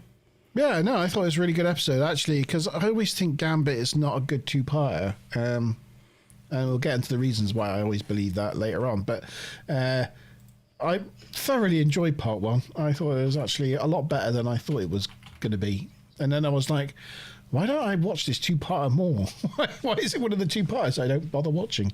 But yeah, I think no, it's because pretty good. if you're watching them in order, it's just after Descent, and you maybe just you just had one and you don't really want to watch another one, and Yeah. you kind of need to commit to 2 episodes, whereas one you can just watch, and so sometimes with a 2-parter you just skip it because you feel like watching a whole story, not half of one. So maybe that's all it is. It's interesting that they should put it so close together, isn't it? That they just start season 7 and they put a 2-parter already. Yeah. I did like this episode because it had the most well, not the most character development. I enjoyed the character development with Data and the manners, and it was so gently done that you didn't really pick up on it. So I like that they didn't do that so much. I enjoyed to get to see how the ship responds if they lose their captain, and to see what the Federation would do if they lost the captain of the flagship in some cruddy bar somewhere. It's like, I mean, they wouldn't just give him another mission right away. However, I don't think they would have let him go, Batman on for their next mission to go find the person responsible. But it was nice getting to see a little bit extra stuff, and then the role play with Crusher being the sister that's been impregnated and defiled, and seeing that was how Worf improvised, and Riker having to play off of that. It was like you got comedy, and then the seriousness of it after that. I just liked it. Mr. T is in the house. Mr. T. Good evening, sir. Hope you're well. Right, let's get on with Act 2. Episode 2. Here we go. Let's start all over again. Start from scratch. 9:30. Here we go. Gambit Part 2, everybody. It's episode 5 of season 7, production number 40277-257. It first aired on the 18th of October 1993 in the US. It's the 156th episode to be both produced and released. There's a teleplay by Ronald D. Moore, the legendary Ronald D. Moore. It was his 25th of 29 TNG episodes, so 4 more from him. Story by Naren Shankar. Again, like the first episode, and this was his 6th of 9 episodes. It was directed by Alexander Singer, again, who we've talked about a number of times, and it was his 5th of 6 episodes. Teaser. Should I go straight into the teaser? Let's do it. I have nothing to add. No. Okay. There we go. Okay, so Worf reports a direct hit to the port nacelle. Oh my gosh. Sorry. Very good, Sean. Very good. This is the way. It's the way. This is the way. Amazing. Yeah. Brilliant. Don't get my baby Yoda now. Worf reports they've had a direct hit on the port nacelle. What's the problem with that? Anybody? It's on the starboard. Yes. Sorry. Yes. It's a starboard nacelle, isn't it? So Worf officially doesn't know his port from starboard, but he does report there's only minimal damage. So that's good. They realise that Data was right all along, that they have to play along, and so they shoot back on a low power setting. I'm moving on, Tabby. Oh. On the mercenary ship, they lose antimatter containment, so they decide to scarper at warp 6. And on the bridge of the Enterprise, Worf reminds Data that if the mercenaries go to warp, they will not be able to track them. Data's like, yes, I know, let them go. Which annoys Worf. And that is the end of Act... Oh, no, that's the end of the teaser. Question time. Hopefully, we've still got some people out there watching. We do. Hey! So, teaser question. Hey, good evening, Smiler Rainbow. Good evening to you. Sorry. No, you're fine. What percent of phaser power does Data order Worf to use? A, 10, B, 25, C, 35, or D, 47? Or E, who cares? Look at the D-man, all in charge barking orders. And the bonus question. Sorry. E, look at the D-man, yeah. Yeah. In which Star Trek films were the command codes used to drop shields? So, in which one of the films does that happen? It happens to the Reliant. Well, that's giving it away, isn't it? Yes. Well, I saw you being confused. I said I better give you that little hint.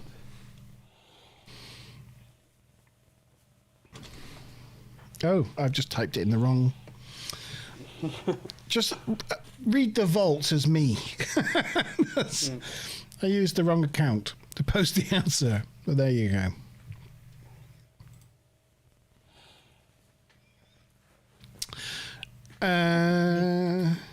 Yes, anything else, Mazimat Bob? Yeah, I'll put in short.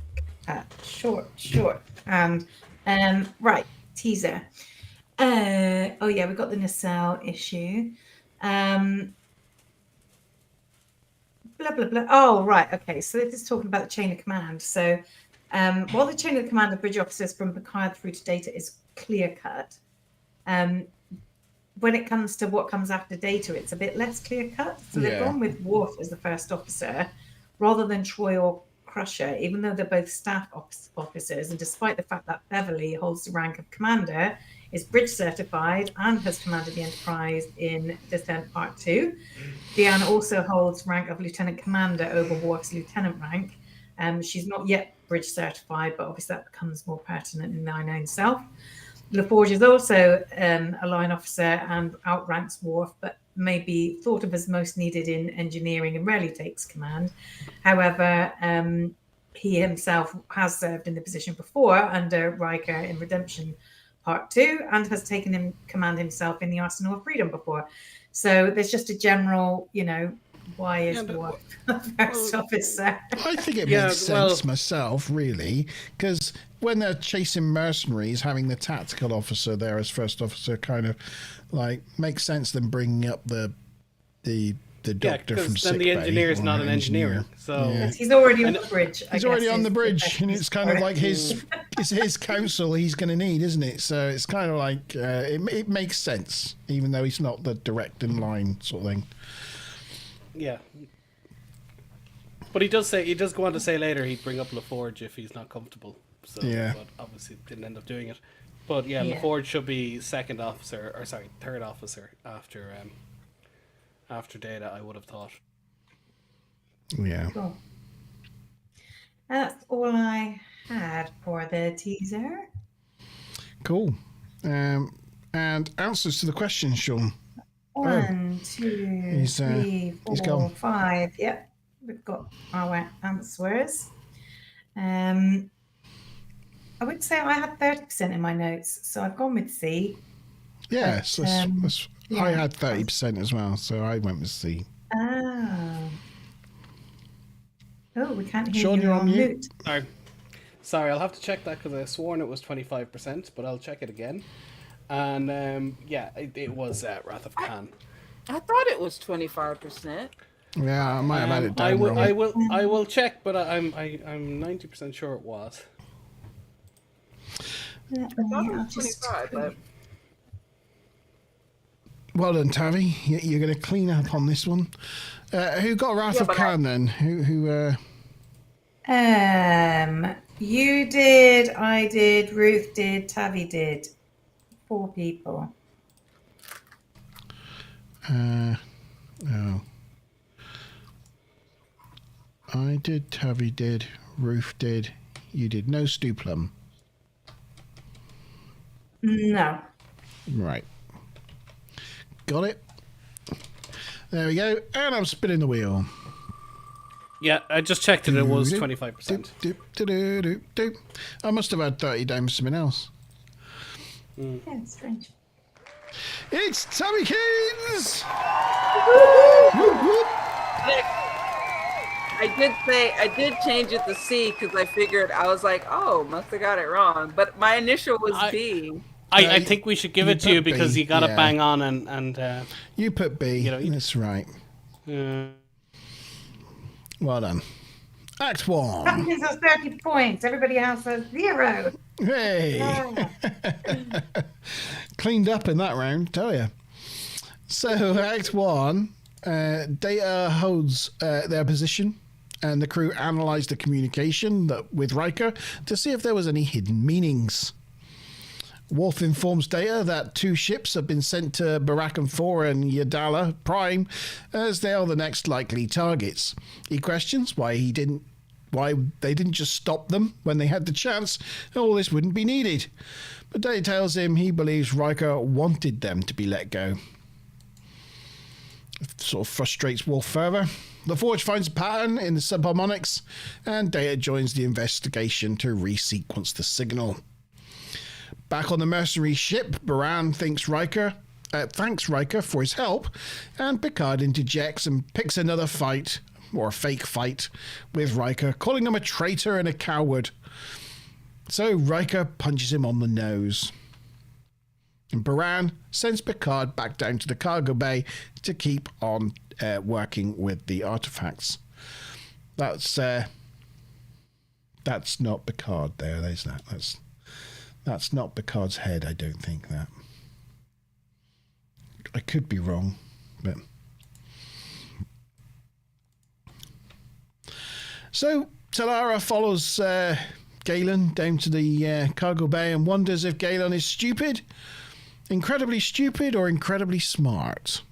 She wants to know why he stopped firing on the Enterprise when he had the chance, and why he keeps antagonizing Baran. Picard's like, it's none of your business. And then they find a match in the artifacts. In Baran's quarters, Baran is giving Riker the option of a new career.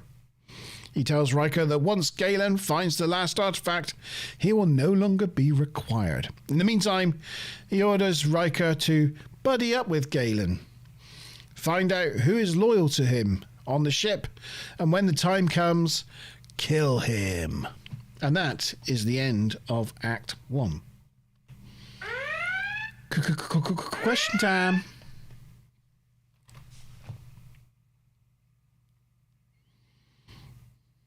You're muted, Jordan.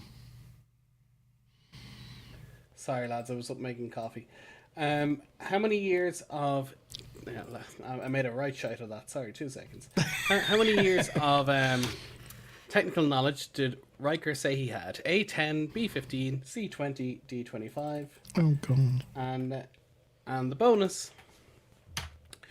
Baron says to Riker when the time comes, he wants him to be the one to do what? What does he want him to do? Okay, this is going to be a bit of a guess on the first question.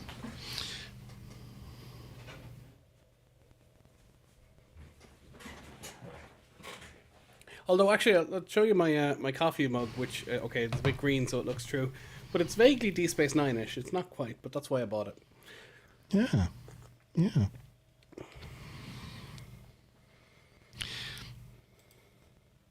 Well, there we go. That was a complete guess. Anything from Mazamet Bob? Yeah, a bit of a guess for me too. Okay. If so Ruth is right, you guessed well. You're all guessing well. I guessed incorrectly. Oh. This is actually a question more than a fact, but I wondered who the computer voice is on Baran's ship. Oh, I don't know. It's not something like I saw in any kind of titles or something, but she No. has a very pretty voice, and I did wonder. It's just odd to not hear Major Barrett, I guess, but yeah. The only I had the same thought, and I didn't look it up. This is the perfect picture to be on, actually. So the only other one I had for this act was that the statue in his room can later be seen in the commander's office aboard Terok Nor in Deep Space Nine episode Shattered Mirror. And I take it means that sort of black Brown metallic thing? Yeah, statue that at the thing back over there. Yeah. Yeah. And that's really the only thing I had for this act, I'm afraid. Yeah. Not much doing. No. Okay. Anything from you? I thought you'd probably pick up on some props or whatever this room is a redress of. I don't know. I'm not quite sure what it's a redress of. I mean, I can definitely That recognize desk those looks like kind it of. must have been used before. Well, yeah, it has been. Those freezer spaces are used. The spacers, that kind of grid pattern stuff. It's just a pallet that they use in freezers, for refrigerated goods, so that the air can circulate, but it can be lifted by a forklift or a pallet truck. And they just cut them up, and you see them all the time. You see them everywhere. I'm not quite sure what all those fabricated panels are. They're probably from the brig, or copies of the ones from the brig. And as for the furniture, I'm sure it was used somewhere else, but I couldn't. I've definitely seen these chairs something. before somewhere. But, yeah. Anyway. But I mean, it's not a bad little set put together, reasonably cheaply, and yeah, that they didn't spend a lot of money on it, but it looks like they did. Answers. That We've console. got all 5 answers in. Yeah. Yeah. Oh, that console looks Bajoran as well. It does, yeah. So the answer, sorry. The first one, he said he had 15 years, or B. Woohoo! And Well done, everyone. but he said when the time comes, he wants them to kill Galen, or kill Picard, that's fine. Or Patrick Stewart, anything there is fine. So I think everyone got that, including Stuplum. So I better add Stuplum Yeah. to the list. There we go.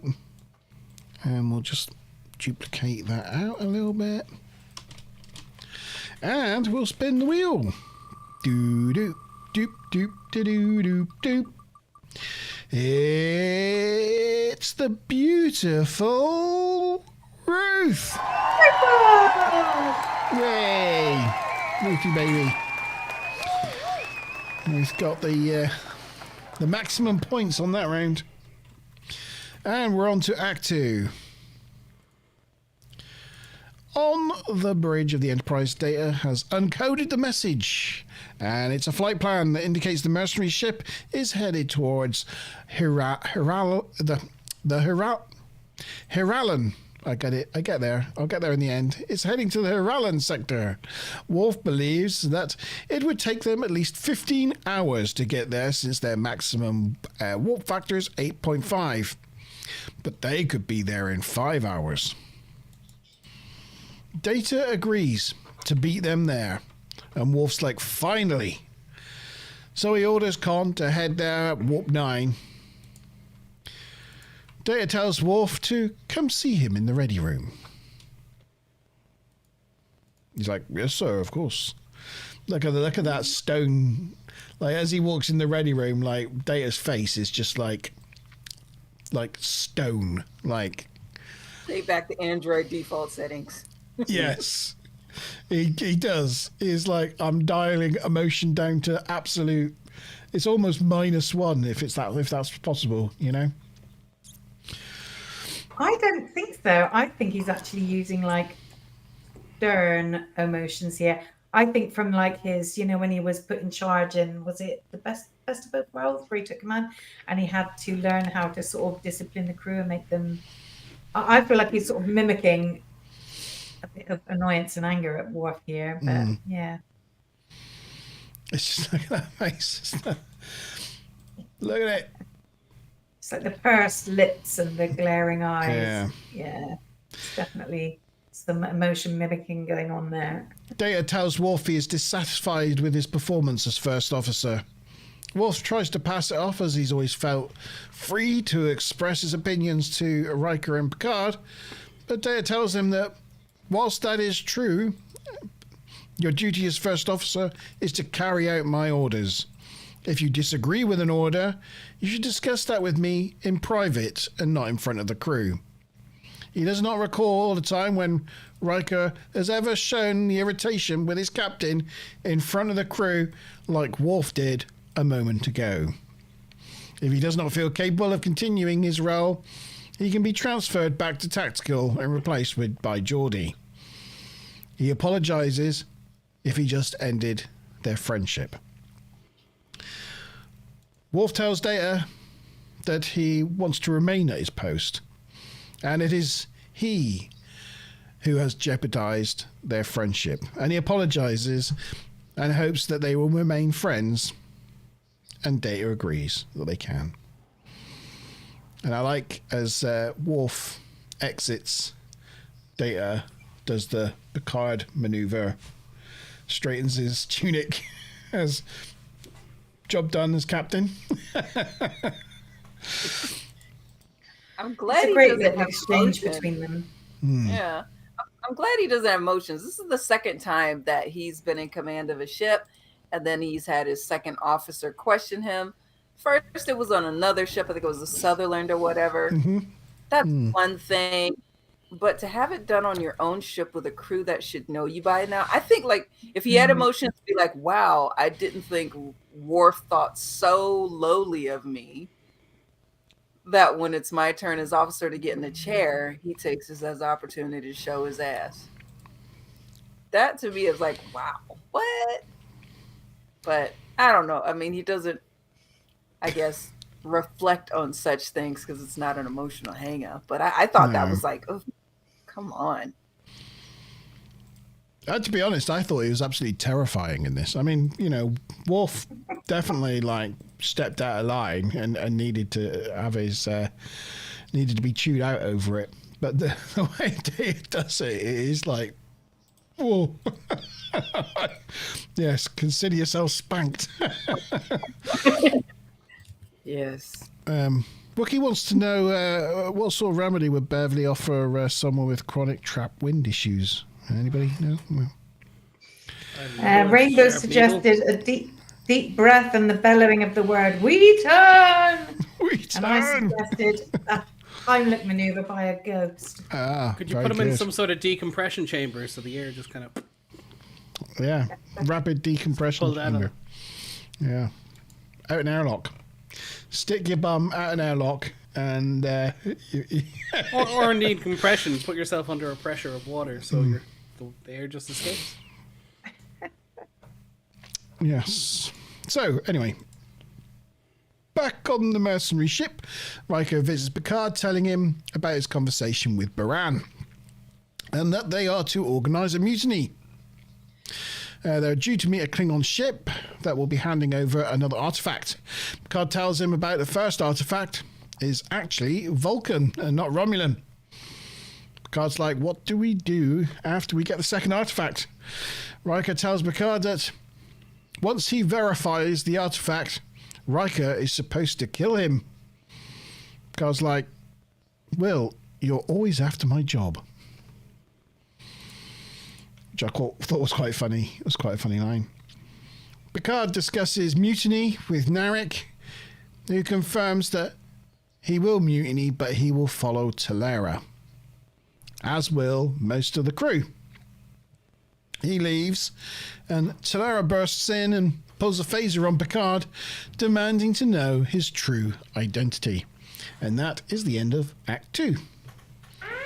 Question time. Time. So the first question: who is Picard told the crew will follow? A. Talera, B. Narek, C. Galen, or D. Riker? I know the answer because I just said it. And the bonus question: what did Data say he was sorry for? I know these answers. It's amazing.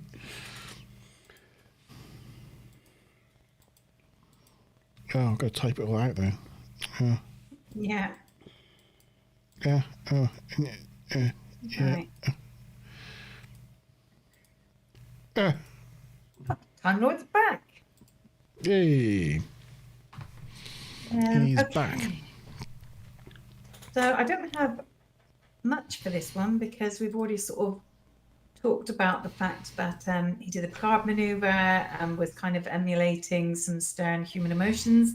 There was, just before they went into the ready room, there was a bit where Data gets up from the console that he was at, and you can see like there's like this obvious makeup line. It's like they've gone down here around his jawline, and then there's all like back of his hairline.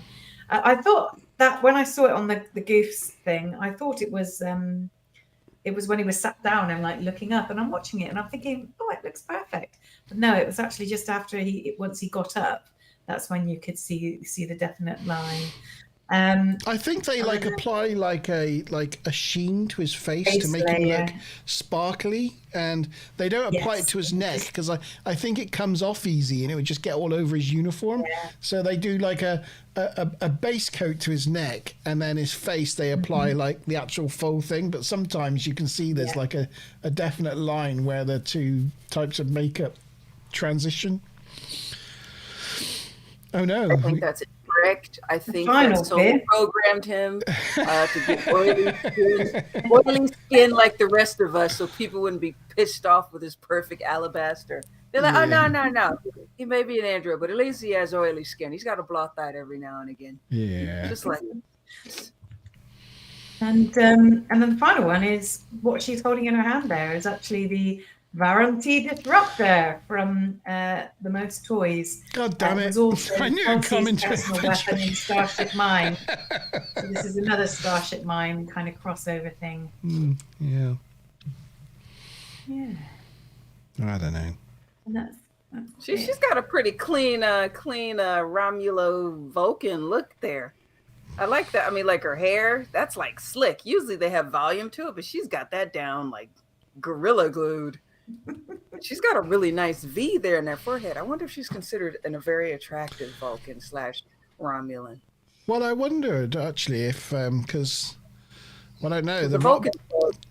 The Romulan's the V, right?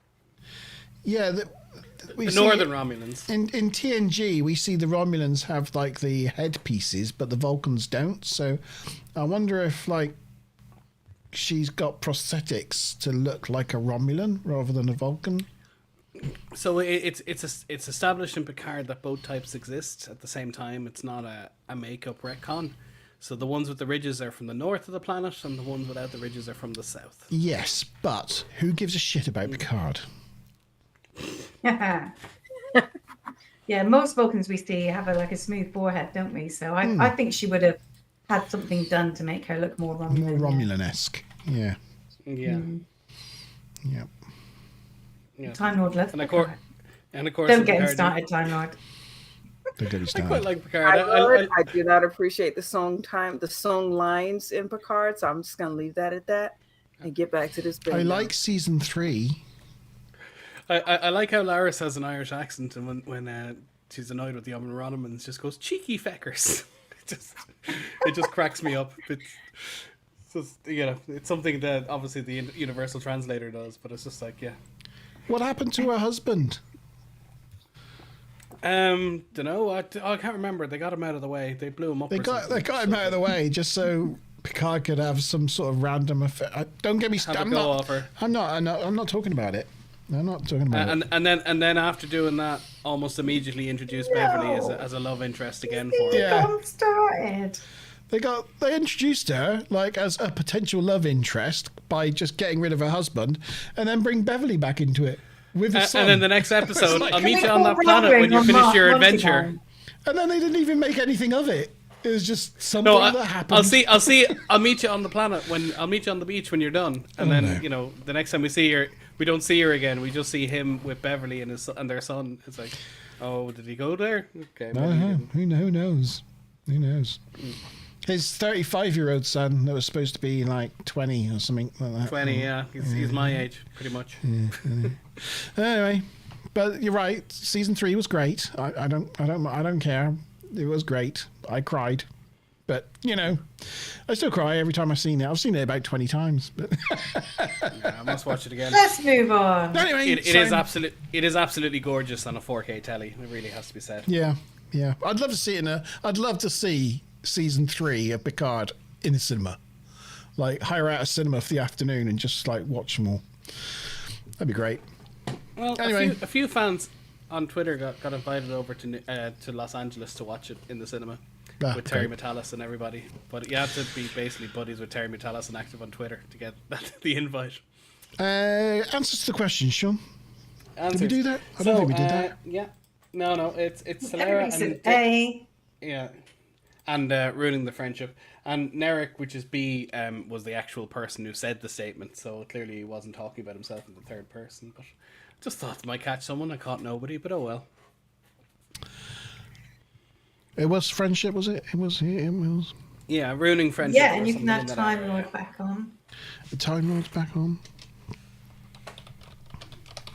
Oh, I'm apologies for tangent. I know I said this one before, but there's a guy called your Killibrand on Twitter, and he was doing research for Picard. He didn't tell us it was Picard at the time, and he was trying to find out the make of cards that Data was using in a particular scene, and I managed to find out and tell him. That information then ended up going to the production, and you see Data holding those very cards. Yay! So, so there's a long-winded story, and I didn't know any of that till I saw it on screen, and I screamed, and I didn't know when to tell at the time, but I was like, I did that. I'm spinning the wheel, Sean.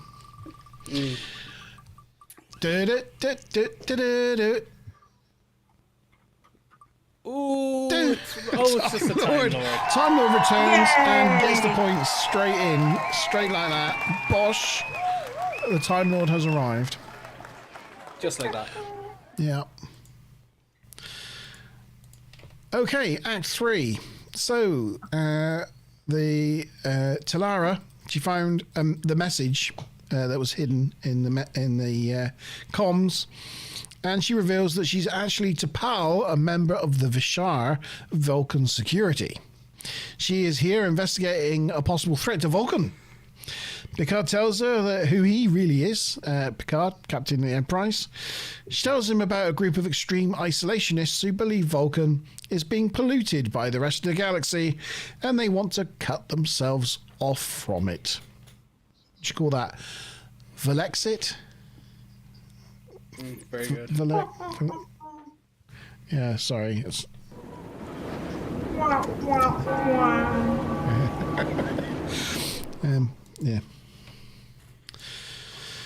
yeah. She claims that the artifacts are an ancient telepathic weapon. Picard's like, crikey, the Stone of Gaul. And she's surprised that he's heard of it. And confirms that it's a psionic resonator. It was believed to be destroyed during the time of the Vulcan awakening, and she is there to stop them from putting it back together. If necessary, she will destroy the ship and crew to stop that from happening. Also, she says. We get now an acting captain's log from acting Captain Data, who tells us that they've arrived at the Haralan sector, as they believe it's the mercenaries' next target. It's quite funny. We get this like opening shot of the bridge, and I noted this is the only shot I've got of it, but Worf, now being first officer, has got one hand on the side of the chair and one hand on in the middle of the chair over his crotch. So even Worf has taken the note. This is the first officer's pose. On the so that made me chuckle quite a bit. I wonder what that shift is like, though. Are they all just sitting there for 8 hours? Yeah, just like that. Can you imagine sitting there like Diana is for 8 hours? Just seeing the stars go by like that, on the view screen. They're just all sat there staring at it. Yeah, we only see they say we're going to warp there, it'll be 5 hours. They get up, they go to the bathroom, they walk around, get permission to leave the bridge. 5 hours, nothing's going to be happening. That'd be like that. Yeah. My job involves me sitting in this very seat for like 8 hours. Yeah, but you're not staring at a blank wall doing nothing. You're actually doing things. You're not looking at a screensaver staring at my of the computer stars. screen. Just as the stars, you just get a star scrape moving forward. You think if you got that star scene, just looking at that all day, you get up and walk around, and your vision, like the walls would be like morphing, because your eyes do that weird thing when you look at like optical illusion, Did you get motion sick after a while if they had why is the room on? moving away from me? Yeah. I wonder when they're at warp if the view screen is on the entire time so you see the starfield, or is it just blanked out like usual? Is it just a wall? I don't know. Anyway. Actually, you say is there's view screen in wall. Actually, it's a view screen, but the Enterprise E, the view screen is a wall. It's like a holographic wall. When it's not a view screen, it's just like wall panels. Yeah. Yeah, but in what situation would you ever want to turn it off? I mean, you know, it's you're in a room with no windows, so you know if you're not doing anything else, you think you just have the Starscape on it just to make you feel a bit more. It's really weird in some Star Trek films. Claustrophobic. They're all sat there like staring ahead, and they put the view screen on, and you see it go from a wall to like the view screen. You're like, oh, they're all sat on the bridge or just staring at a wall. It's just weird. But there you go. Time Lord says about Stage 9. Yes, we've had a look at Stage 9. I've got VR set up in this room, and I've walked around Stage 9. It's really quite cool. And in fact, if you look at our backgrounds, I don't know if you can really see it, but all our backgrounds that we use behind us on these streams are all Stage 9. I don't know if you can. They're all Stage 9 sets. Well, there you go. Anyway, right. Yes. Yeah, so there's a guy doing a Stage 9 version of Voyager. I'll just pull it up there. You can see it behind me. But he's doing a similar thing, but he's not putting it online, so nobody's causing him to strike it. He's just putting up videos of him like walking around the ship, which is pretty cool. One day he's got to release that. Well, you'll get a cease, but once it's out on the internet, you know, it stays out there forever, so may as well finish it and then put it out. So on the bridge, they pick up a Klingon ship. It's a shuttlecraft. So they hail it, and a Klingon appears on the screen and says, Corral. Data guesses that that's his name. Corral.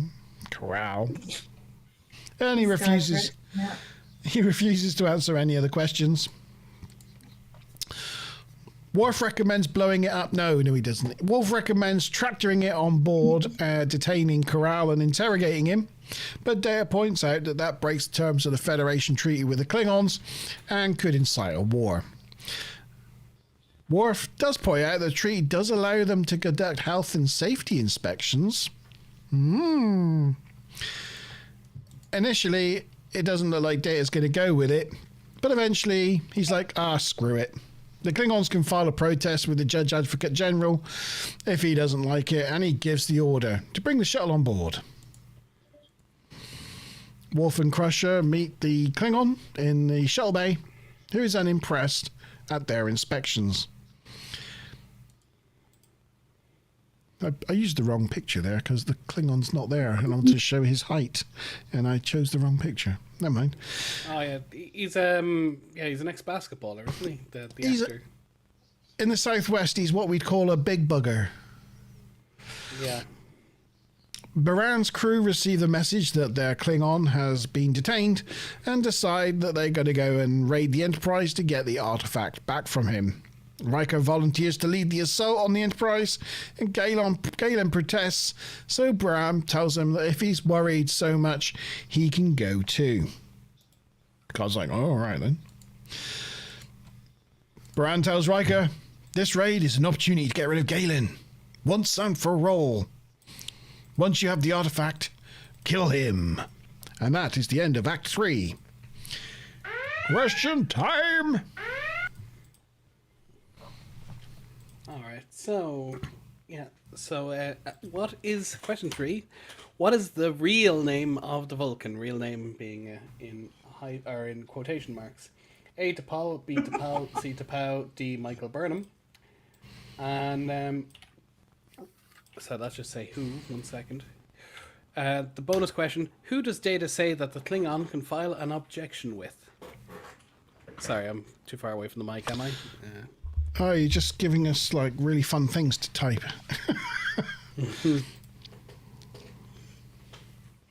Bit of a guess on the second one, but, yeah, so what do we got? Okay, so earlier in the episode, Talera foreshadowed her true identity when she told Baran a logical course of action would be to retreat from the battle with the Enterprise. So yeah, she definitely talks like a Vulcan. When Picard told her who he is, and in fact for this whole episode, I mean, it only really occurred to me when she said she was with like Vulcan intelligence, but you would think that Picard would be kind of a little bit famous, right, because of the whole Acutus thing. Like, there are going to be some people that can't really go undercover because they're going to be recognized. And I would have thought that the whole Borg incident was such like a big Alpha Quadrant thing. Captain of the flagship of the Federation. Yeah, I think you might know who he is. Good, especially if you're a smuggler. Yeah. Another thing is that Naran Shankar based the Vulcan subplot on Spock's admission that a Vulcan could kill for logical reasons. So they decided to sort of take that one step further and think, well, for people who were very logical and felt that Vulcan's problems were linked to contamination by illogical people, then it would make logical sense for them to kind of get rid of them. So it's sort of a logical way of arriving at kind of a xenophobic standpoint. As Janeway said once, you can use logic to justify anything. That's its got this danger and its power. Exactly. Is the quote. And in fact, in Picard, there's a Vulcan gangster, and he basically said there's no such thing as a utopia, so there has to be gangsters in order to balance the thing out. So therefore, it's logical I do this. You just justified it the long way around. So yeah, okay, I can do it. Obviously, we noticed someone has to be the bad guy. Yeah. We noticed how tall Corral is. He's so very he tall. is an NBA star, James Worthy, who apparently had a chance meeting with Robert O'Reilly on an airplane, and he admitted that he loved the show and he really wanted to go on it. So O'Reilly was like, oh, go and meet Rick Berman and Michael Piller and ask them about it. So they were looking out for a suitable cameo, but it actually came in timed perfectly because they had to sort of pad out a little bit on this episode. They didn't quite have enough content for the full thing, so they added him in, and thus Corral was created. And he didn't have to act either. Yeah. He just sit there and go, Corral. No. I did like him in the next scene. Yeah. You just to be fair, anyone can act that the role. Next act for me. Just single lines said stoically. There's no way to be wooden or hammy. It's really anyone could act that. So it's a pool table. No, it's not. Oh, and the little light thingy. Sorry, I'm just watching your. The Billups tubes or the Tucker tubes. Modern prop. Yeah, no, they have a name since Lower Decks. They're called Tucker tubes now. Tucker, are they? Oh, right, okay. I saw Time Lord mention the 3 seashells. Yeah. Well, he was talking about the Picard's toilet on the bridge. He said, "Did you know that?" And I said, "Yeah. Well, we've mentioned it before because there's been times where, like I think on Starship Mine or something, where people like walk onto the bridge, and actually we were like, they just walked out of the bog." Yeah, so they walked out of the head. We have mentioned it before, and after I said that, he said 3 seashells. Yeah, and again in Picard season 3 when they're checking out the bridge and seeing where putting their hand on the horseshoe and stuff, what does Riker do? He walks over and just looks straight into the toilet just to make sure it was the way he used to be. Yeah. Of all the things to check out, you just see him looking into the toilet going. Wookie says he'd sack his hairstylist if he was that dude. I mean, he's the captain of the ship. You think he'd put a little bit of effort in. But somebody earlier said he looks like he's going to go on a production of Cats. Do you know who that reminds me of? Alien Peter Stringer. Do you know, fun fact about that guy? I can't remember his name, but he's got a scarred face. He's got. I thought he'd been in TNG before, but I couldn't find him on the IMDb. Yeah. I was sure he'd been in something. Lynch. He's got a scarred up face, so he always plays bad guys. But in 1967, he got strung out on LSD in New York and accidentally set fire to himself. Yeah. Oh yeah. Went up in flames. Yeah, his brother was in an episode and had really wooden acting and a really strong Brooklyn accent. He was supposed to be like a defector, the Romulan defector. but that was his brother, not him. Yes. It was Barry Lynch. This guy's Richard Lynch. So maybe that's where you're coming from. That's where I'm coming from. We talked about him back then. Oh, he's the brother of the guy that's in Gambit. Yeah, The Romulan with the really wooden accent and the overly strong New York accent and wooden acting. Yeah, there you pretty go. awful in it. Yeah. All right. I was just going to say about the three seashells. I just want to say about the three seashells. Tavykins, have you seen Demolition Man? I have. I have told my husband that I want every bathroom we own redesigned with a panel that has 3 seashells on it. Well, last week, was it last week? We found out you hadn't seen Starship Troopers. So I highly recommend you watch Starship Troopers because it's just as good today. Demolition Man's another film that is just as good today, if not better, than when it came out. It's class. I watch it pretty regularly. It's a great film. It's such a good film. Yeah, Starship Troopers, I think, particularly as an American, particularly with an ex-military background, you'd really appreciate it. Yeah, you gotta watch Starship Troopers. Military propaganda about being enlisted to serve and all the great things you're going to do, and then the reality of actually serving. Taco Bell winning the food wars and just being the only and the restaurant kind in of town. the revered thank you for your service thing they do over in America, that they really kind of push the military. It's all about that. That they really do, and all the uniforms are designed to make them look like Nazis. Is the whole thing. But it's the fact that you got TikTok now, where people can't be asked to listen to full songs. They just watch and listen to little clips of things, like they would only listen to like adverts in the. They can't be bothered. It's a bit like the TikTok generation, and the kids these days, they don't swear a lot or drink or they are a lot. It's kind of like, and the whole kind of like, everybody is like got to be respectful and things. It sort of sits in that kind of vision of the future that Demolition Man were selling. It's just really interesting now looking at it in the way we're living. And it's just like, cracky, I'm waiting for the time where we're actually listening to old adverts. I do remember being told, and I think Mazza, you touched on this, but I got told by someone else as well, that when they're doing presentation, PowerPoints and things, the amount of the amount of points you put on a slide and how long you stay on them is just getting shorter and shorter. Whereas one stage you'd have 5 on a page, now you might only have 2 because you need to keep flicking forward because TikTok has ruined people's attention span so much they have to like just do little and often because that's the way people are used to being satiated. That's the way they're working. Yeah. Right, answers to the questions then, Sean. Answers. Yeah. Everybody said B. Well, that's good because they're right. And it was the we have a mix of Starfleet Command and Judge Advocate General. Yeah, the Judge Advocate General or JAG. Yeah, that's correct. So we got Tavi. You Can't Handle the Truth. That's them. Monty and half a Ruth. Ruth said General something. We'll put her on there as she got a bigger chance. Tavi, Monty, Ruth, and Time Lord. Right. Yeah. Got it. Let's make some more sections. There we go. And we'll spin the wheel.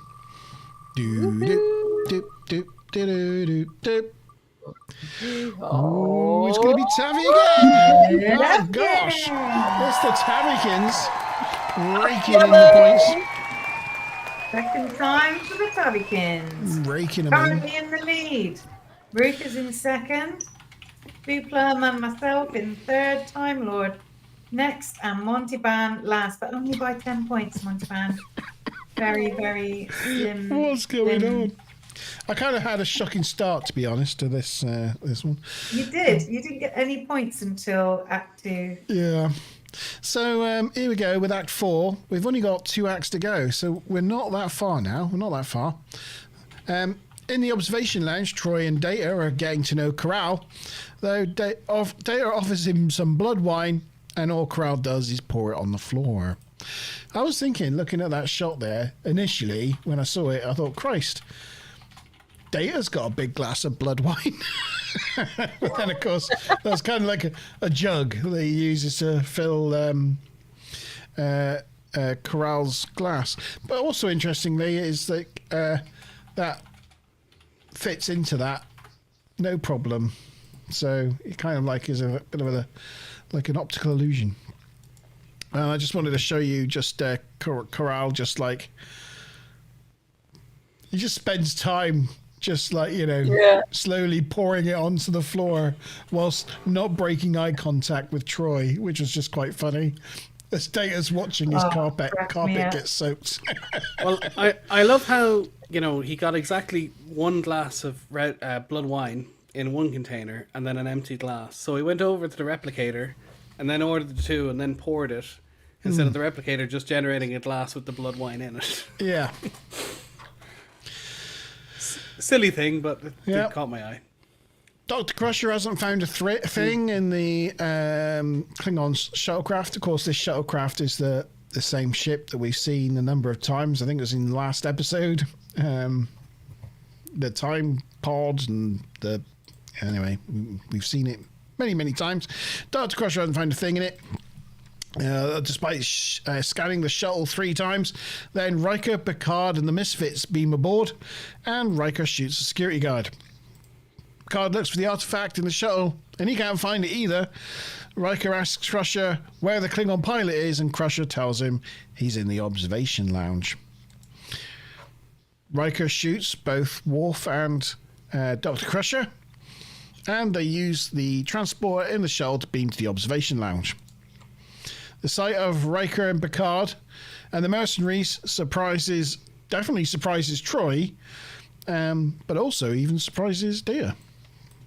Picard grabs the artifact out of Corral's tunic, and Data tells Riker he faces charges of treason. Riker goes to kill Galen, but Galen dodges and shoots Riker. Troy runs to Riker's side, and Galen asks if he is dead, and Troy confirms that he is. Galen is glad, and the mercenaries beam back to their ship. Once they're gone, Data requests a medical emergency, but Troy tells him he's fine, he's only stunned. Data admits to being a little stunned himself. It's quite funny for the android. He's like, I'm a little disorientated. One of those moments that people can test is like, how can you feel stunned now? It's part of his his later development. Yeah. The mercenaries arrive back, and Picard hands Baran the artifact and punches him in the nose. Picard tells him that he tells the crew how Baran had betrayed them all, and it's time for a new commander.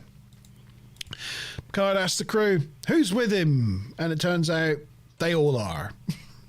Baran threatens to kill Picard using his pain giver, and that is the end of Act 4.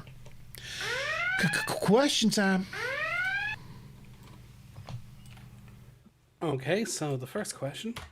What's the name of the shuttle in the background? A. Fermi, B. Berman, C. Goddard, or D. Justman? And the bonus question. What type of drink is the Klingon offered? I have no idea for the first one. Oh, let's just do a Tavi.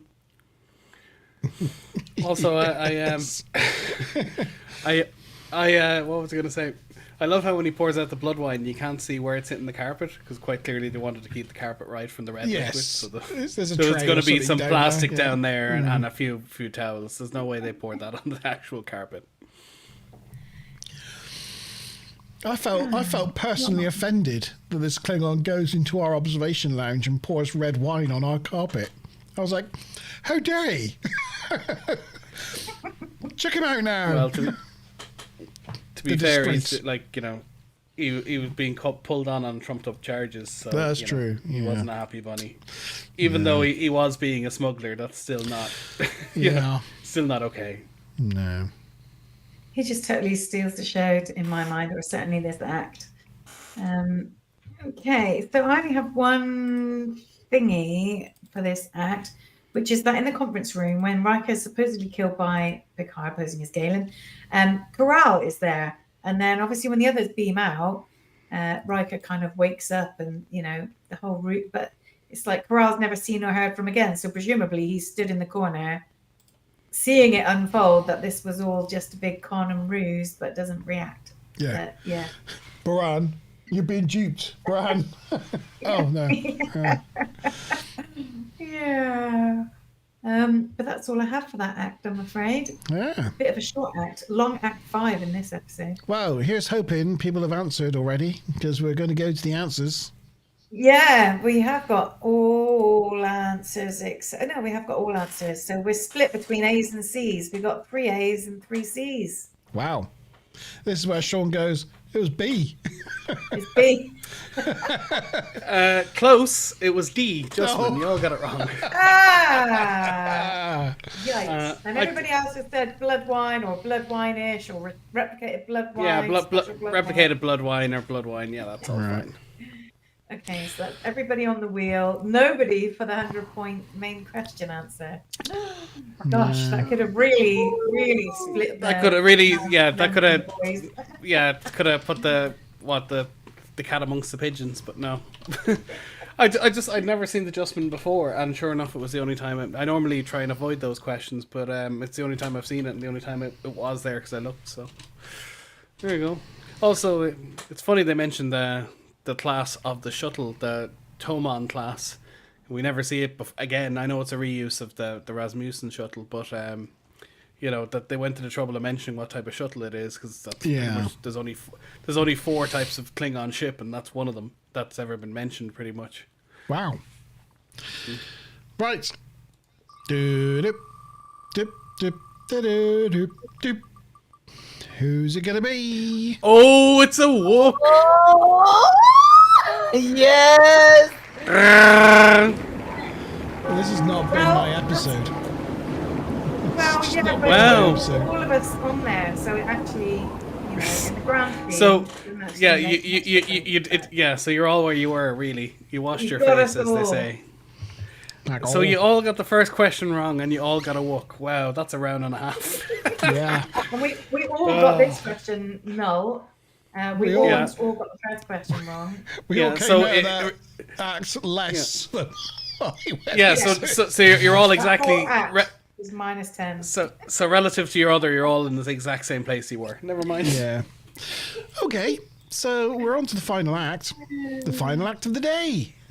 Finally, the final. Act 5. When Baran tries to use the pain device to kill Picard, he instead kills himself. Because Picard admits that he switched the transponder codes. He felt it was like Baran had a thing for him, so he thought it a wise provision. Picard destroys the pain giver with his disruptor and tells them there's no need for that now. Do your duties and we'll all get paid. It's a nice thing for Picard, isn't it, to automatically take command. He just can't help himself. It's kind of like his calling. Back on the Enterprise. Sorry. I know this is all about Data. That's what this episode's been about in my head, at least. But that last photo, chick was looking fly in that black suit. Look at that. Slick. Yes, that Also- chick is in charge. That chick is in charge, looking like that. Woo! Anyway, okay, continue. It's nice. I was just looking at her her little brooch or little effect on her arm, and it looks more Vulcan than Romulan. But she's supposed to be playing a Romulan, so I'm not quite sure about that. That symbol thing. I'm sure I've seen it somewhere before, and I don't think it's Romulan. But anyhow. Back on the Enterprise in the ready room, Riker contacts Minister Satok of the Vulcan Security Council and tells him about the mercenaries.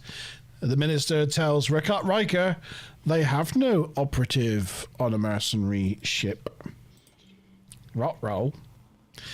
Meanwhile, Picard talks to Tilara about the 2 pieces that they found, taking note of the symbol of war and the symbol of death. And he notices that there seems to be an important glyph missing that should be between the 2 of them.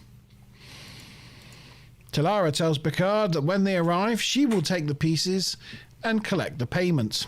She must go alone since she is Vulcan, and this will avoid suspicion.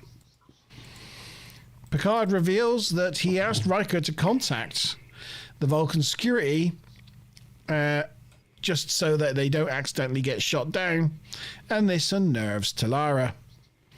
But she plays along, telling Picard that it was a wise precaution.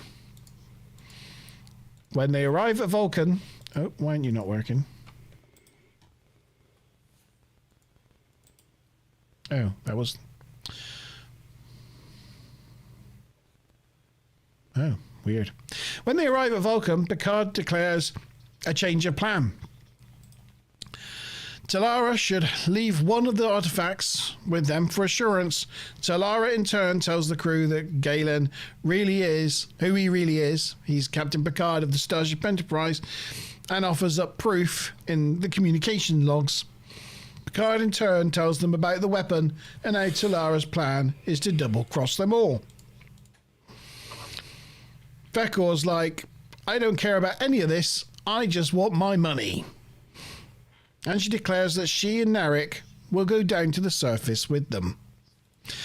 They beam down to Takara Sanctuary and they find a reward, though it's under half of what Vekor was expecting. Talara's like, that's all I could muster. Now leave before you regret it. Vekor objects, but unfortunately, as she's objecting, Talara assembles the weapon and kills them with it. And she assembles the weapon and she uses her mind. Oh, I'm using my mind. And it forms this like force field thing that envelops the victim. She tries to convince Picard to pick up the phaser, but he doesn't. And she tells him that he has never faced anything like this before. Shields mean nothing to the power of the mind.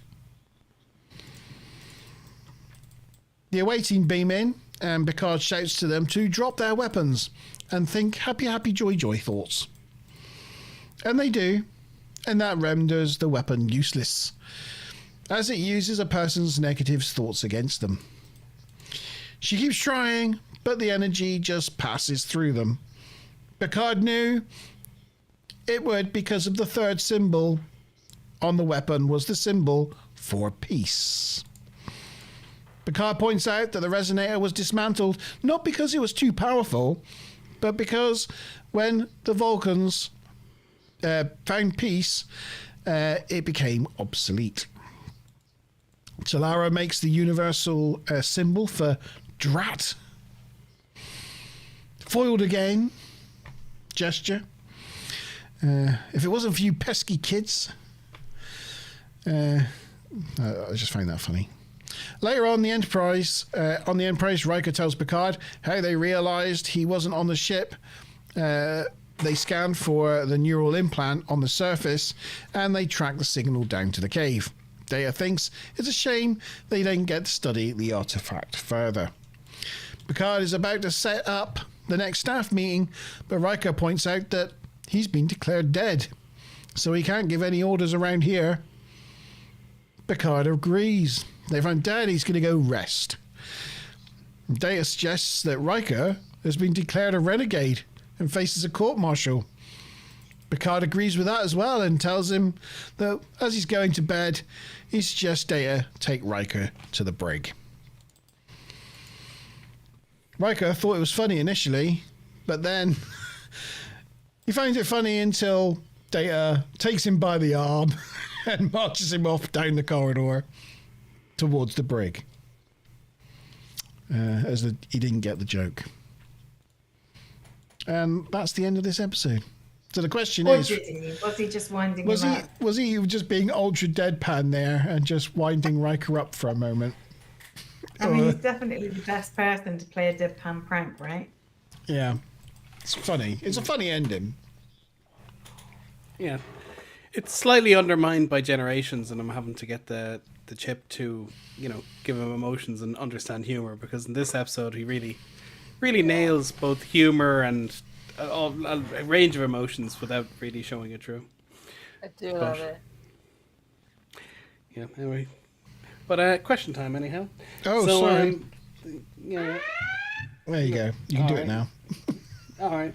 So what is the name of the sanctuary they visit? A. Boreth, B. Pajem, C. Dakeen, or D. Takareth? And the bonus is, the sanctuary is also visited in what other Trek show? Just the show, I don't need the episode. So, Act 5. It was quite a long act, wasn't it? What have we got?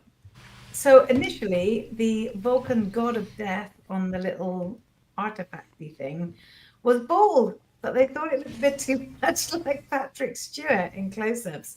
So Rick Berman ordered hair to be etched on it. I thought that was quite a cute little fun fact. In early drafts of the script, the psionic resonator was going to be much more powerful, killing millions of people at a time, which would have kind of made a bit more sense with the whole "we want to wipe out all of the aliens on the planet" kind of thing. Otherwise, they'd have had to go around one by one. Oh, your turn, your turn. God knows how many there are, but it would have taken a while. It's revealed in this episode that Vulcan is one of the founding royals of the Federation. It's not revealed until Enterprise episode 0 Hour, which was aired a decade later, what the other three were, which are, do you guys know? Andorians, Tellarites, Tellarites. Andorians, Tellarites, Vulcans, and humans. Yeah. Those four. Correct. Nicely done. What else? At the end there, where Picard and they're sort of summing this up, do you notice they go down a corridor and then they kind of turn and then they go down a corridor? They actually walk down the same corridor twice. There's a possible 47 reference, might be a bit of a stretch, but Picard tries to order Data to head for Starbase 227. And of course, 2 and 2 is 4, so that could be a 47 reference. I see that. And this is kind of, so we mentioned earlier that this is one of 2 series episodes where Captain Picard never is seen in his Starfleet uniform. And then the final bit actually comes after the end of the episode, but Ronald B. Moore is mistakenly credited with D is his initial with Ronald D. Moore. So they had a bit of a mistake in the end credits. I'm surprised that doesn't happen more often. Yeah. So that's it for Act 5. And I see we've got A's and D's and D. I see Tavikins and Stuplum have said no idea. They haven't even guessed because they don't want to guess the wrong thing and end up on the. I think we should put them on the wheel anyway. They're doing a tactical whook. Yeah. I fear no Wookiee. I enjoy the pain. We've guessed. We've got I mean, I got Discovery, no Enterprise, idea. and Lower Decks being guessed. I got no idea. I just put one. I thought it was Enterprise when I saw Pajem was one of the options, but didn't have guts to put it down, did you? Well, no, I thought Pajem. I thought the answer was Picard. So why would Pajem? Why would it be Enterprise? Pajem was in Enterprise, and it was a different Vulcan sanctuary, but the Vulcans desecrated the place by having a secret military base built underneath the sanctuary to spy on the Andorians. But that was just a red herring. That's not what I'm talking about. Boreth is at the Klingon sanctuary. That's where you see Kales and the time crystals, of course. Dakeen was Bajoran, and Takareth was the right answer, and it was also in the episode The Forge of Enterprise. That was where Surak's teachings, the obelisk, was kept, and all of that. So it's a nice callback in Enterprise to that. So on the wheel, then all we have is Ruth and Maz. And Mazza. I actually had it down as episode Awakening, but maybe not. They depicted the same sanctuary as the Cyrenite stronghold during the Vulcan Reformation of 2154. It was a 2-parter, so Awakening is probably right. The Forge and Awakening, yeah. So that would make sense. The Forge is when they're trying to travel there, and Awakening is when they find it, pretty much. It was me. So actually, it mightn't be in the Forge because they were only traveling there in the Forge. Oh, sorry. Oopsies. I did that wrong. Yeah, thank you. No, I should have just kept my mouth shut, really. Right, here we go. Last spin of the evening. Here we go. Doo doop doop doop doop doop doop doop. It's gonna be Roof. Roof, roof, roof, Nice. Well done, Roof. You get the final points of the evening. And that's it. That's the episode. Cool. That's the end of the bingo calls. That's the end of the bingo calls. Tavi totting up the totals. Tavi totting up the totals. Well, that's Nice alliteration. that's a quiz show kind of, It's time for Tavi to tot up the totals. What are the scores, George Doors? Yeah. Cool. Yeah. We're summoning the dove Apologies. from above. Yeah, that went over a lot of people's heads. That Yeah, a little bit. did. Actually, I just discovered that a lot of them have been upscaled and are on YouTube. You can watch them in 4K. We got The shooting stars, right? Yeah. I've been watching some of them recently. It's hilarious. That was a absurd show. It was great. It's one of those things where you just go, yep, they don't make anything like that anymore. Yeah, it's hard to translate that kind of British humor where there's just little point to it. It's technically a quiz, but Is you'd it? be buggered if you I knew guess. who won at the end. I don't know. Like most British TV shows, be it 8 out of 10 Cats or Would I Lie to You, the score is absolutely pointless. Nobody, or QI, it's like nobody cares about the score. That's not what it's there for. But in this one, the actual answers are pointless. The whole thing is just like... But the Americans, they always need to know who won. But it's like, Yeah. whatever. Right, yes. Time Lord, maybe if you look like Gandalf, you look like a very young Gandalf. Well, this is it. Because he kept saying about Gandalf and I was picturing Dumbledore and stuff, I did think Oh, he's a that lot he was older, gonna yeah. be a wizard Very with grey hair. young.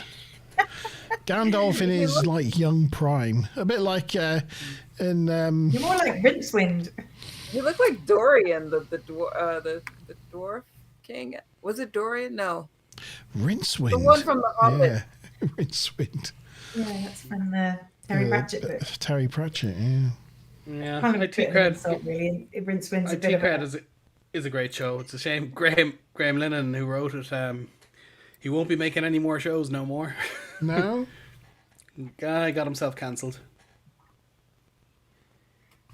I think you told us about that one a while ago. Yeah, he went on a crusade against trans people, and he's just Oh dear. it's gone. Oh They had a Father Ted musical in rehearsals ready to go to the West End, and they just shelved it because he was involved with it. Like they just he's done. It's just a shame though, because a lot of other people put a lot of effort into that, and Yeah, but because some of the money be going to him, it just got shelved. Wait, You know what? hold on. Tired Time Lord is only 36, y'all. yeah, he is, yeah. Yeah, he said that earlier. Yeah. You're younger than Sean. Oh, babyface Same there. age as my other half.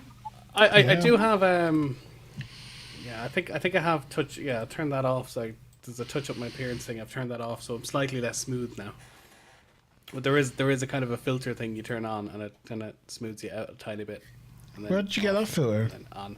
I want that It's filter. just in OBS, and you can turn it up to very strong till you look like an alien, or you can turn it very subtle like that. Oh, And that's there better. you go. I also have what is it, an RTX Studio Suite. I don't mess with it, but it is there. There's an AI thing, so it'll make it look, even if I'm looking this way, it'll make my eyes look that way, and you can turn it on, so it makes you're always making eye contact with the camera, even when you're not. Yeah, that's handy for like people like me when I'm reading my script. I can look like I'm looking at the Yeah. camera. It just kind of If doesn't you've quite got work a- sometimes, and it can then looks Yeah. freaky because my eyes go blink, blink, blink, blink, blink, blink. it's like I'm having some sort of eye seizure. Yeah, if you have I think it's an RTX graphics card. Yeah, you can get it. I think it's called RTX AI or RTX Studio or something. And you can turn on the eye contact filter thing, and it looks like you're always looking at the camera. Oh no, Wookiee doesn't like canned laughter shows. Oh, stop! Shh. Wow, they're rowdy in here tonight. Oh no. Oh. Right. Marks out of 10, everybody, please. Oh yes, score this episode, part 2. What would you give part 2? Oh yes, I gotta do something for that. Get the score sheet up.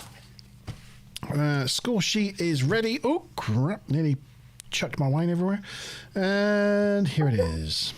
Yeah, so much for me having a second bottle. I only got halfway through this one. Oh, there you go. Wow. Okay. Too busy, Izzy. Too busy. That one would be nice, right? No, I think this is going to split the tight scores up a little bit now. I've done abysmally. I think it might not. But You got your bingo result from episode 1. That's Where's your sure. bingo? What we got in the bingo? Yep, we've added in the bingo. Oh, you've added in the That's all bingo. added in. Oh my god, I didn't even get anything in the bingo either. Oh god. You did not. No. That's not helped my I situation. mean, it made no difference to your score overall because you are sort of 40 and 50 points away from anybody on either side. So bingo, Oh. 5 bingo made any difference. So a plus 15 would have made no difference. Sorry. No. The only difference it made was me and Stu Plum. Unfortunately, Stu Plum, it put me just slightly in front of you because I got 5 points. But that's the only difference it made on the scoreboard, which is fine. So in first place with 340 TNG review points is Tavigan. Oh, strong. Tavi. No notes. Well done, Terry. Next up. Cool. Next is Ruth with 310 points, so 30 points behind, so 9 on the scoreboard for Ruth. Oh. Next up is my good Sal with 8 points. So I had 295, and closely following me with 290 points is Stu Plum, so 7 on the scoreboard for him, 8 for me. Next is Monty Ban with 250 TNG review points, so you've got 6 on the scoreboard. And then next is Time Lord. If it wasn't for that last question, Time Lord, you would have been above Monty for sure. So yeah, 5 points for Time Lord. And then Mr. T, who dropped in earlier, he got 10 points for bingo. So 4 points for Mr. T. And Smiler got 5 points on bingo. So 3 points for Smiler. What about Stuplum? Stuplum Did we got give 7 Stuplum? points. Oh, did we give Stuplum his points? I don't know. I wasn't watching what you were doing. Oh, was it 3 for Smiler? I think so, because he had 30. The top two people had 32. Oh, yeah, Mazza yeah. and Tavikin had 31. That's Stuplum right. had 30. Yeah, it was 30 before you updated it. Yeah. I will just went back on the reorder the scores. Lovely. I'll just plug in the audience scores. 9, 9, 8. Oh, that's made a big difference. I've gone from top to bottom in the in the top 3, and Ruth and Tavikins have. Oh no, I've just done that wrong. Ruth and Tavikins have struck out in the lead. Mazza Bob is second. Oh, I've done that wrong as well. Lost your silver. Lost my silver. I'm gonna have to. That one. Any grey will do. And then I'm in the bronze position, which was something like that, wasn't it? There we go. So yeah, that's our current top 3 in the gold, silver, and bronze positions. But it's still very close at the moment. After what was it, 5 episodes? 5 episodes. And Time Lord there, he's making gains on the Stuplum. So there we go. Right, so Gambit Part 2. Have you got your paddles ready? As we got scores in there, you've got some scores in the chat there. Paddles at the ready. Ready? 5, 4, 3, 2, 1. Doing. Oh, there's no. Hey, all Six. apart from me with a 6. Yeah, I feel like probably it should have been 8 and 7 as opposed to 7 and 8. But hey, I felt I needed to compensate for the first one. So anyway, everyone else will balance me out. You think part 2 is better than part 1, do you, Sean? No, it should have been 8 and 7, but I've done it now. So. And the audience also slightly higher, with a 9, 9, and 8, and a 7, 8.25, so 8 again. So but 8 yeah, again. the last one was 7.75. This one was 8.25. So on average, the audience did go slightly higher on the second episode. I kind of brought it down from the dizzy heights of the last. Yeah, I kind of brought it down. You brought it down with such a solid ending. That joke was right. The joke was good at the end, and I do like the Klingon. I get that. But overall, next to the first episode that had, the shootouts at the archaeology sites, the bar scene, the ship battles, and all that, this episode, I just felt that the long scenes between the Vulcan and Picard, where she sort of exposition dumped about everything that had gone on in the past, about the artifact and about her, and I just felt that this episode was quite a bit more boring than the first episode. That was really exciting with Picard being dead, and right. I just felt this episode really. They probably had too much exposition to cover in the second episode. They maybe could have balanced it better between the two. Yeah, I just always think, especially watching new Star Trek, which just seems to be like exposition overload, that's never a good thing when they're just telling you everything rather than showing you stuff. And I just felt it was a bit boring. Yeah, and that reminded me why I never bother watching this 2-parter. Because I was like, I really get excited by the first part, and then by the second part, I'm like, it kind of just fizzles out for me. Yeah, there's a bit too much plotting. There's just a bit too much plot and exposition to get through. So it is what it is. Mazram, Stu Plem, and bye Time Lord. Thanks for joining. Mazram, Time Lord. Thank you for coming and joining our fun quiz. It's always good to see you guys. Thank you very much. See you next week. I definitely thought the second episode was not quite as good as the first one, but I still did really enjoy it. Yeah. I loved Coral. He just cracked me up. But I think on IMDb, the first one gets 8.2 and the second one gets 7.9, so slightly less. Ronald D. Moore commented, I felt we ran out of story in part 2. There were places where we were treading water.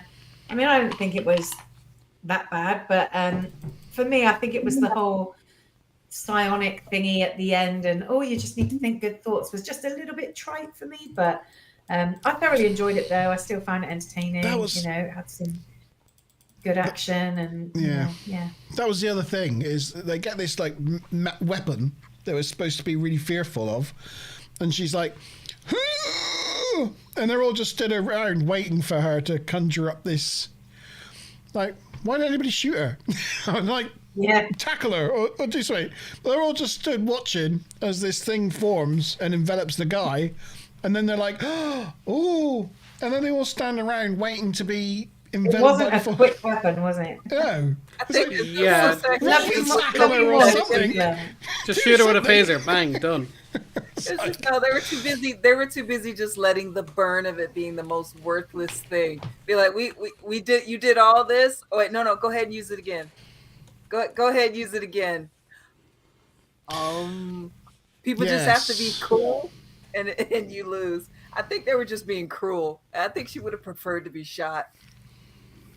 Yeah, so that was the second reason that it disappointed for me, was just that the whole climax thing of the weapon. The was plot just hole really of the naff. Sonagal being crap. Yeah, really rubbish. And I quite like the idea that it was defeated by peace because the Vulcans had their awakening or enlightening or whatever, and it made it obsolete. And I like the premise. It was just. And I like the fact that Picard, with his archaeological knowledge, was able to figure that out as well. That's pretty cool, because it is his key hobby, right? But what she should have done is she should have, like, you know, put it together quickly and then gone, like, with her mind, wallop, you know, like actually like a boss, you know? It'd be like, Jesus Christ, look what that can do, rather than and it forms, and if you stand still, it'll eventually envelop you. What if you stood to the side? It's the crappiest weapon I've ever seen in my life. I thought the phasers were slow. You can actually dodge out the way of them. This thing, like, you literally have to, like, wait. Just, I don't know. Just seemed really stupid. You're like, no, guys, let her do it. She came this far. She's put this much effort in. Let her have this before we arrest her and take her away. Come on. Yeah. Let her get it out of her system. What about you, Sean? You've been a bit less vocal. Sorry, I think it's the lack of wine is making him a little bit less feisty. Yeah, no, I'm feisty tonight. I got no dad joke, Sean. No dad joke. Not one. Yeah, well, it's too late for the bingo, so I'll save it for next week.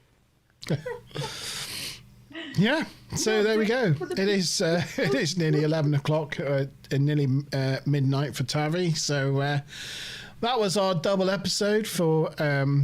Let me just put this on full screen a minute. Yeah, there we go. In our gloriousness. That was our double episode for Gambit Part 1 and 2.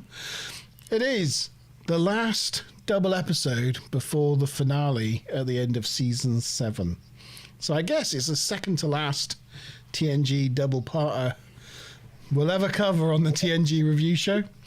So there we go. Thank you to my co-hosts, Mesut Bob, Tavi Consterno, and Chief Sean for joining me this evening. And thank you to everyone in live chat who's come and contributed and makes the show what it is as normal. As usual, Wookie, thank you for coming along. Thank you to Not Maz McBob, I've already thanked you. Thank you to Ruth.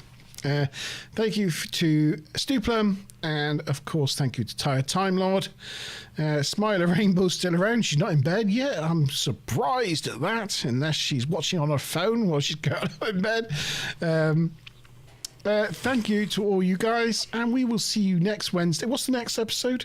Oh, Phantasms. I was about to say, it's Phantasms. One of my faves. One of my absolute faves. So, join us next week for one of my favourite episodes, Phantasms. We look forward to seeing you all there. Cheers.